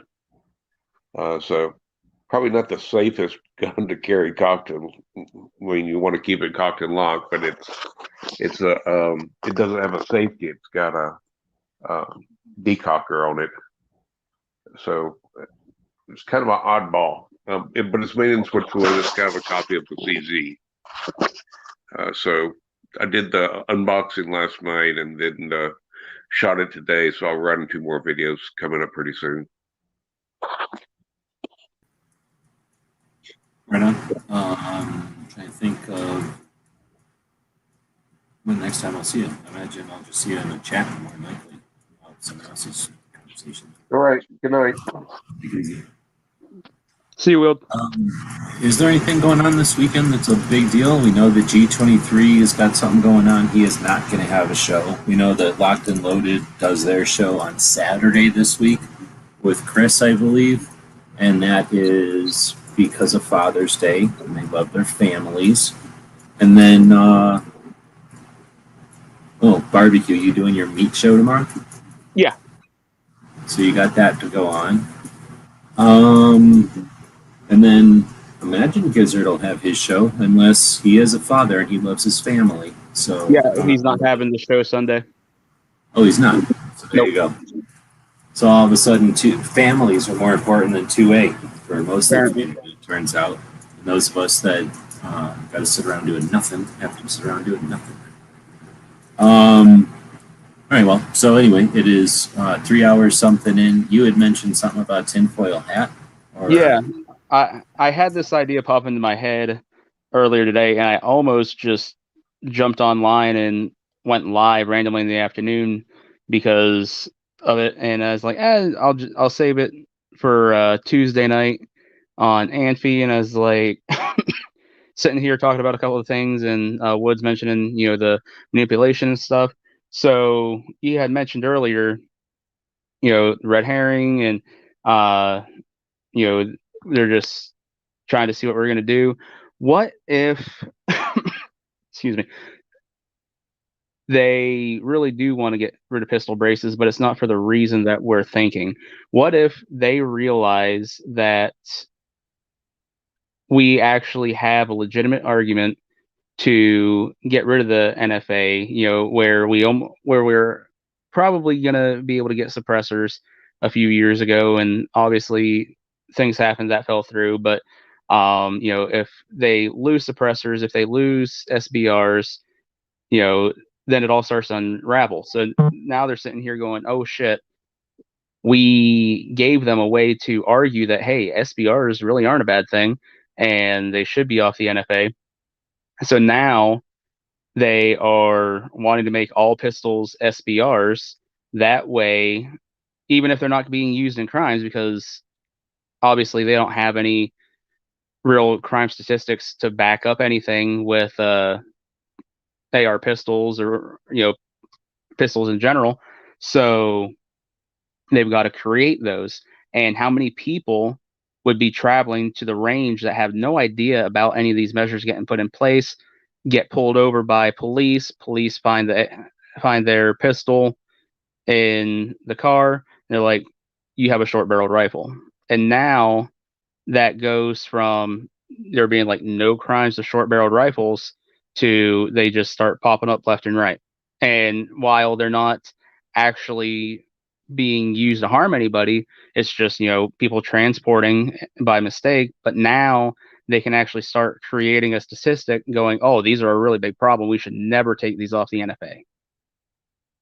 Well, I thought you said you were going to talk about tinfoil hat part. Well, as I say, it's a little conspiracy theorist. No, they've done the same thing with guns. So when they made mandatory minimums with guns, that means if you're jaywalking and you have a gun, mandatory minimum with a gun crime. You're jaywalking, now it's a gun crime. So you're in a neighborhood and you feel like you're going to carry a gun for self-defense, and then crime, and now you're arrested. Like you just said, everything you just said, not intent to use the gun, it wasn't part of a violent thing. You happen to have it, gun crime, boom, another gun crime, another gun crime, another gun crime, another gun crime, mandatory minimum, mandatory minimum, mandatory minimum. People like to look at the idea that, oh, they let all the criminals out. Oh, they let all the criminals out, except we have more criminals per capita than China. I mean, yes, China kills their criminals, yes, but don't disregard the fact that that means there's no other country out of all the other countries on this rock that goes around this sun. We have the most amount of people in jail. And that is partly because of all the other dumb things, but it's mandatory minimums on drugs and guns. So not everybody who has a gun goes to mandatory minimum, but yeah, there's a lot of that, I think, I would say, that already exists. But what you're talking about, I say, like, wouldn't even be red or tinfoil hat. It would just be, if anything, duplicating or expanding it into that also, or like again, or whatever the word would be, right? Because I say they've already done it. But exactly. I think G's saying it has happened before and is happening right now. Excuse me. If you look at mandatory minimums and sentencing for firearms possession, when they start adding this up, they start looking at how many hours of institutionalization. Like they'll add up 400 arrests and say each person averaged a 5-year sentence. Well, that's obviously a felony, and 5 years, they add up 5 years into man hours, and then they'll take the reports and they look at them and they said, okay, we've given out 14,000 man hours of incarceration due to firearms. There's a problem here, when in fact, they have hyperinflated it due to the fact of mandatory minimums on simple possession crime instead of actually using a firearm to commit a violent felony. I think agree, right? And then like in this jurisdiction, it's because we didn't know any better. In this jurisdiction, it's like, wait, are you telling us what happened? Like, oh crap, let's fix this. And then in another jurisdiction, it's like, yeah, because we don't like them people, right? Like, so it's not like it's consistent everywhere.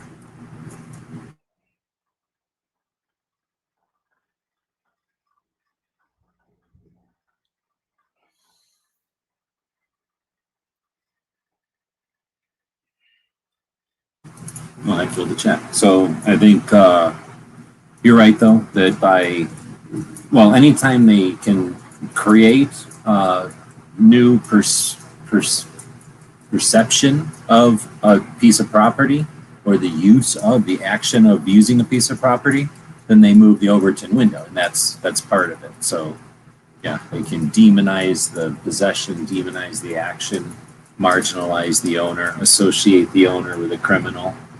That's definitely part of it. So whether or not they have the conscious goal or whatever focus that you're talking about, I mean, they might as well, because they're walking in parallel and going to the same place. They just might be carrying the load for a different reason, but they're doing it. They're accomplishing the same thing.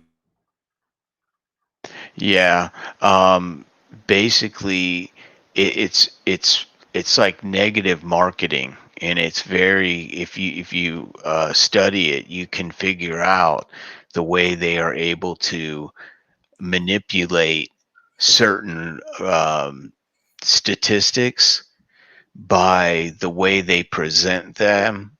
It can really be astonishing how some statistics can be just presented in different ways, and you get a entirely different reaction from it when you look at the baseline to it.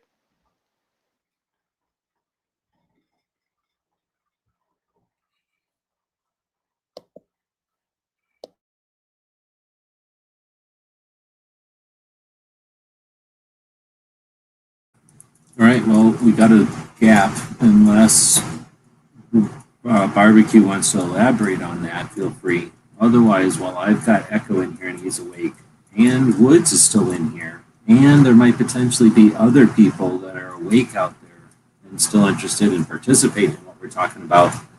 One of the things I'm working on for the project is instructors, firearms instructors.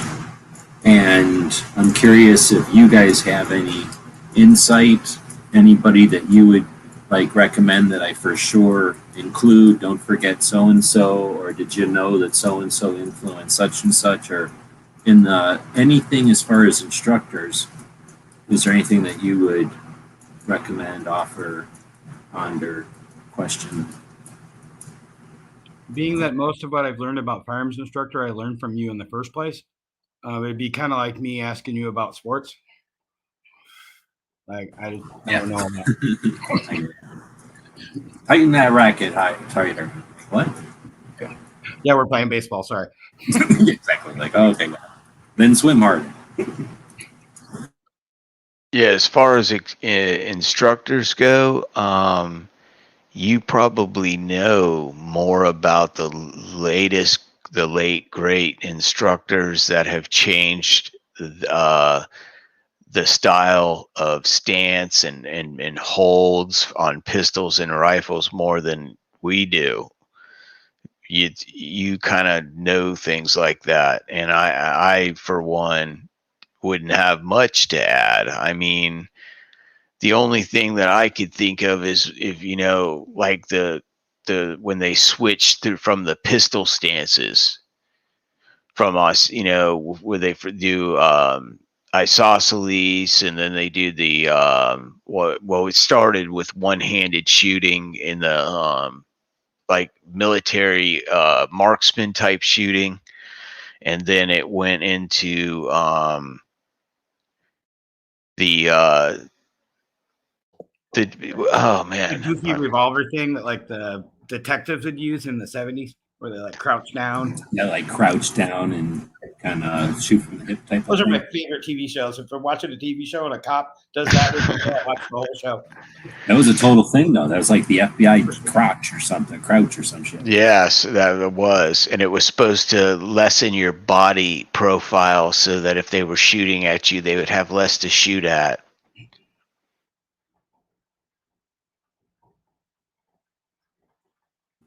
Yeah, that's kind of what I'm alluding to. I know that I've heard it described before, and I don't know if I've seen it all at once or over the years. But part of it is because we went from single barrel, stack it, stuff it down the front, black powder, which if anybody's ever held one, that's all your metal is out front. So and most of the time those things are designed to now be used as like a blunt instrument once it's empty, because you still needed a weapon. Once you shot the one time you could shoot it.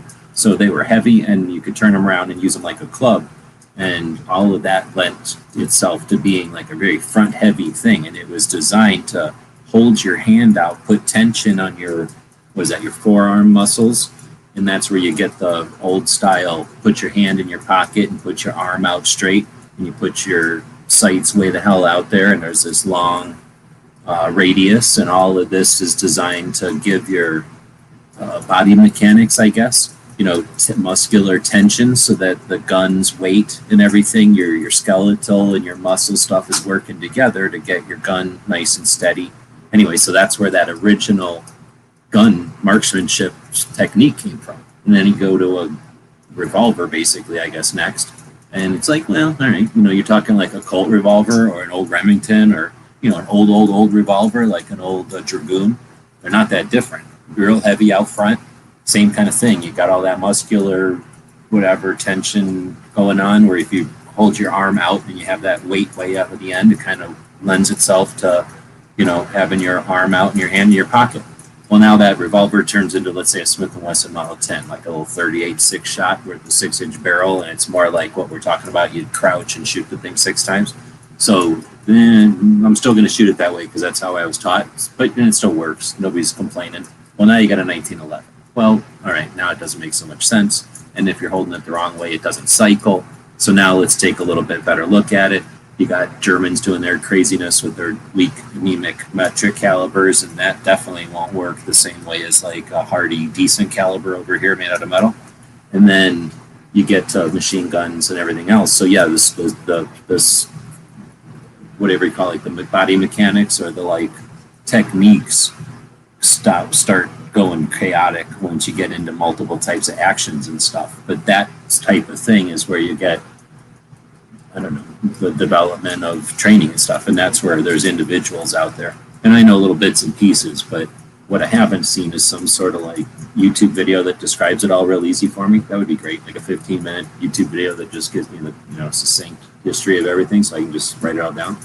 But or a whole bunch of hour-long things that added up would give me all that. You know what I mean? So the closest thing I can think of is maybe like one of the NRA museums, because they have so much like museum quality boring stuff that I'd never looked at. I'll bet you there could be something like that in there, except I wouldn't know where to look and which pieces to grab to find it all. But they probably did say something like, this is such and such's gun, and he's the guy that invented how to shoot a revolver better, or like, this is the guy that figured out you don't need to do this with a 1911, so now we shoot them like this.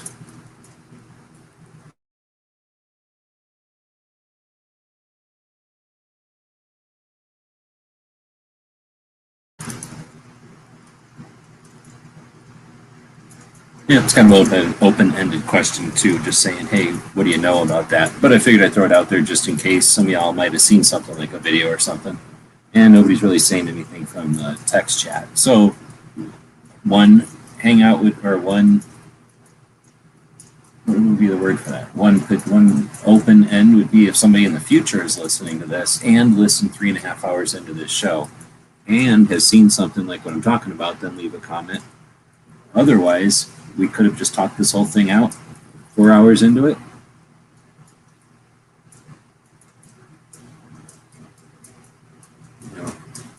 Feel like we could have ended this at 338, and then it would have been more gunnish. Now we're at 343, which isn't even a caliber or nothing. I guess we could go to 357. Why don't we end it at 357, like a decent caliber? And that gives us approximately 14 minutes, and then we'll end this. So here's how you can stop this from being in. You could be in this show and say something. So it's either one of these three. Or you could jump into the show because the link is pinned at the top. We're not like the scripted fake shows that can only show you processed and highly produced and scripted content. We just have a link at the top because this is all real. You could jump in and be part of it and keep it going for another 4 hours. You think I'm kidding? How many times do you think I've run 24-hour shows? Not even kidding. Or you could type stuff in the text chat because this is the internet and it isn't television. And you're not being tested. Instead, you're being challenged and offered a seat at the table. So use your keyboards, use your glass piece of Gorilla Glass, I guess, and the is it impotence? How do they work them things? Is it the electric energy going through the phone? I think it takes a little bit of your soul. If you think of like a faucet dripping water, that's sort of like your soul coming out the tip of your finger, and that's how your telephone screen works. It sucks a little bit of trickle your soul out, and that activates the different buttons and wiggles and stuff. So you can use that, and you can talk on the chat that way. Or just use the keyboard. That doesn't use any of your soul. It just wears the end of your fingers off. Our fingers, back in the day, my grandparents' fingers were like 10 inches long. But because I use a keyboard, I can fit my fingers into a typical modern-day glove.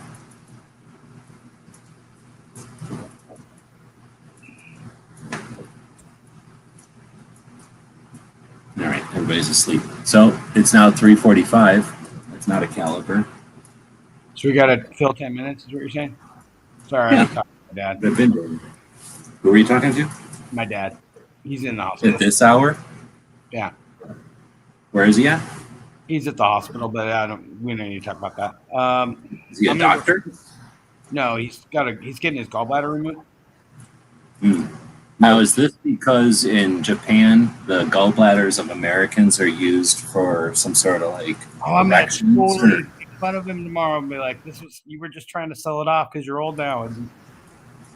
Because I'm planning on doing that. If somebody wants to buy a gallbladder, I got one. Still. Got a kidney I'm not using. My liver's probably pretty good. I barely even drink booze. I drink water all the time. I'll sell a good chunk of my liver. Can you do that? Can you sell like a chunk of your Yes, liver? you can sell a lobe of your liver, and you can sell a kidney. And I might be needing one of those, so keep that good diet. You can just have it. He hasn't eaten G's been eating great for years. He'd be fabulous. You should get all of his internal parts. He's not like rotten bacon like me. You don't want anything I have. I got like one bad limb, and then the rest of me is still pretty good. Like, oh no, you want nothing to do with anything that's coming out of me. No, I had a ball. No. All right. Well, now we're at 3:47. Now I want to talk about how we're going to use each dealer's party parts. We'll talk about that off air. So the chat is dead. Like the chat's just completely gone. How many people are still watching or fell asleep at the keyboard? Well, according to my robots that I use to see who's still out there, 7. So if there's us, then that means there's 3 other humans or robots, I guess. Hey, you people watching. Wake up! What you can do in the middle of the night. We start telling them, we subliminal messaging and stuff like that. They wake up the next day, they start doing something. They have no reason why. They have no idea why they're doing it. We're just like, yeah. Hold on, watch this. You can do that, but that's Alexa, buy things at gearwebsite.com.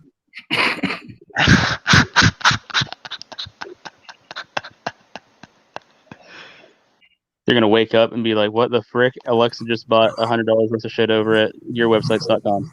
You're welcome. That's what I was gonna say. Like you can mess with people's minds, but you can also make the robots do stuff in the middle of the night. So Jason's still out there. Yeah, 3:57. We still got about 8 minutes.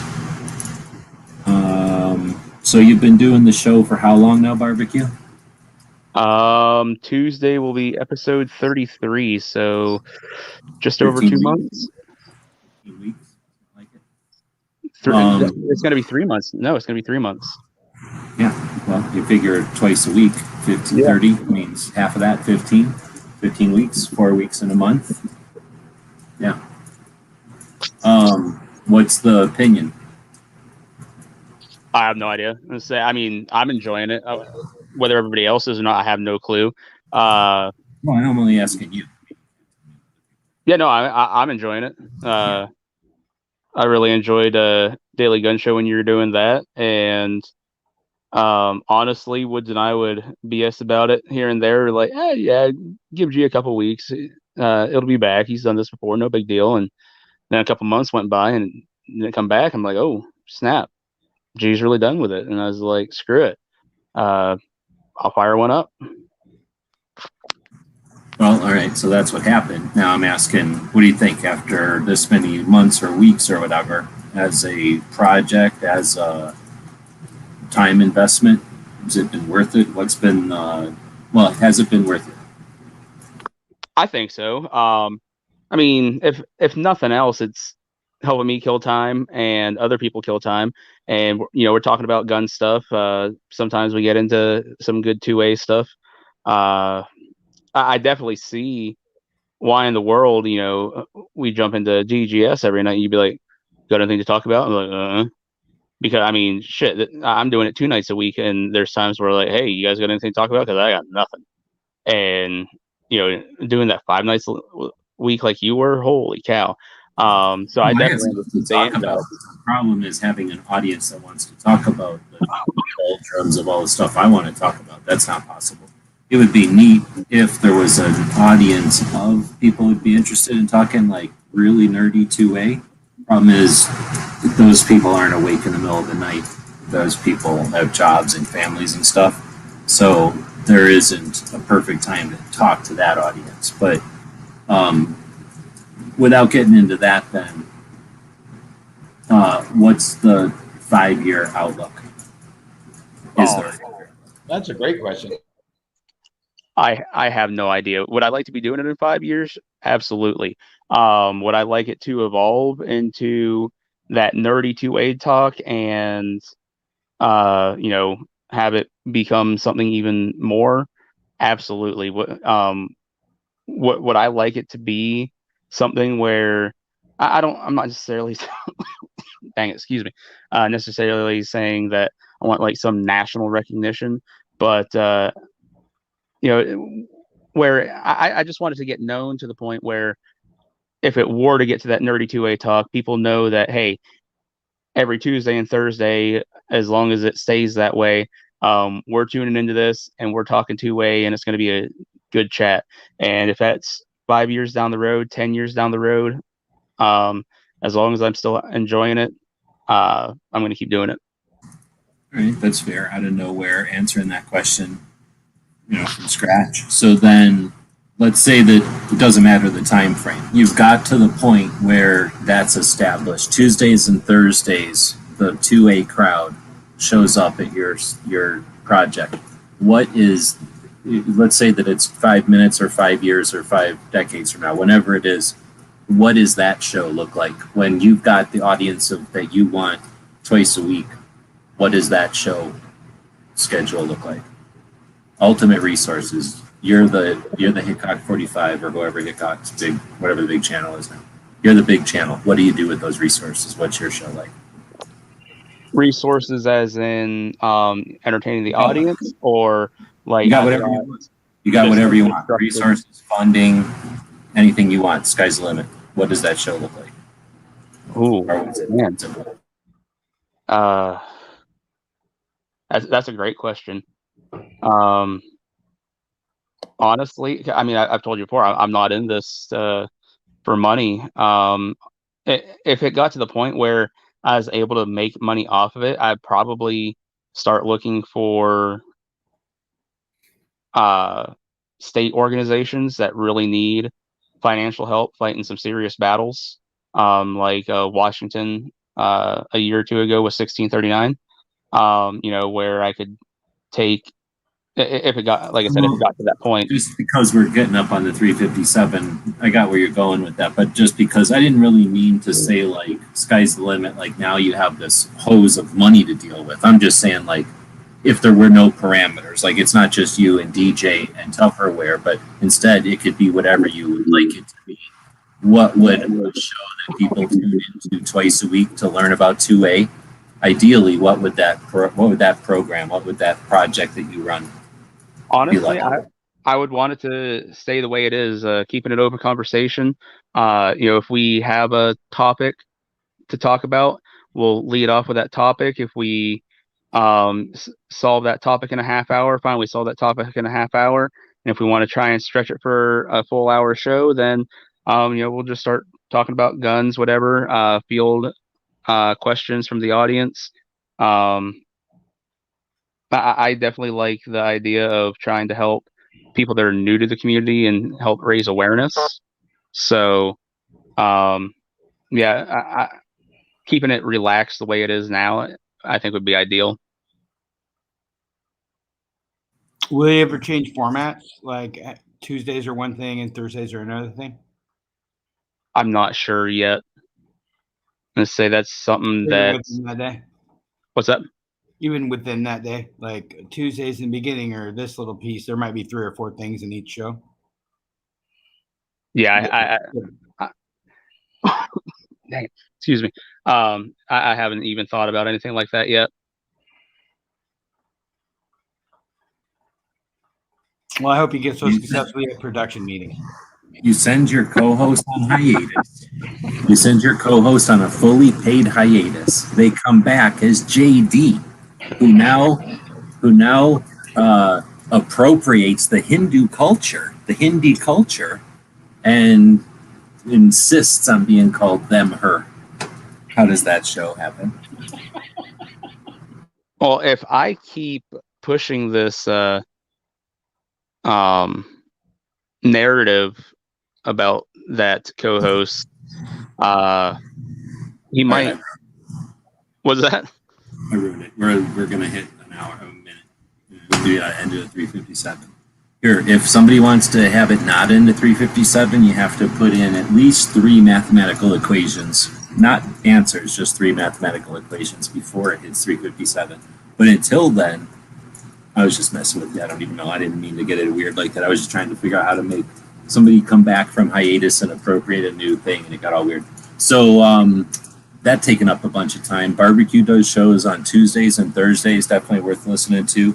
Cut New Ground. Echo does shows. You don't do them on any kind of basis, just when you got some time and you got the inclination to start something up. Or am I wrong? Usually on Friday nights and sometimes on a Saturday. I didn't do one this week because I ran out of time. But usually on Friday nights after the Georgia shooting connection for about an hour to 2 hours max. Right on. Well, I appreciate that you do it. It's fun to hear real people chat. Sorry to ruin your one the other day. We're right at 357.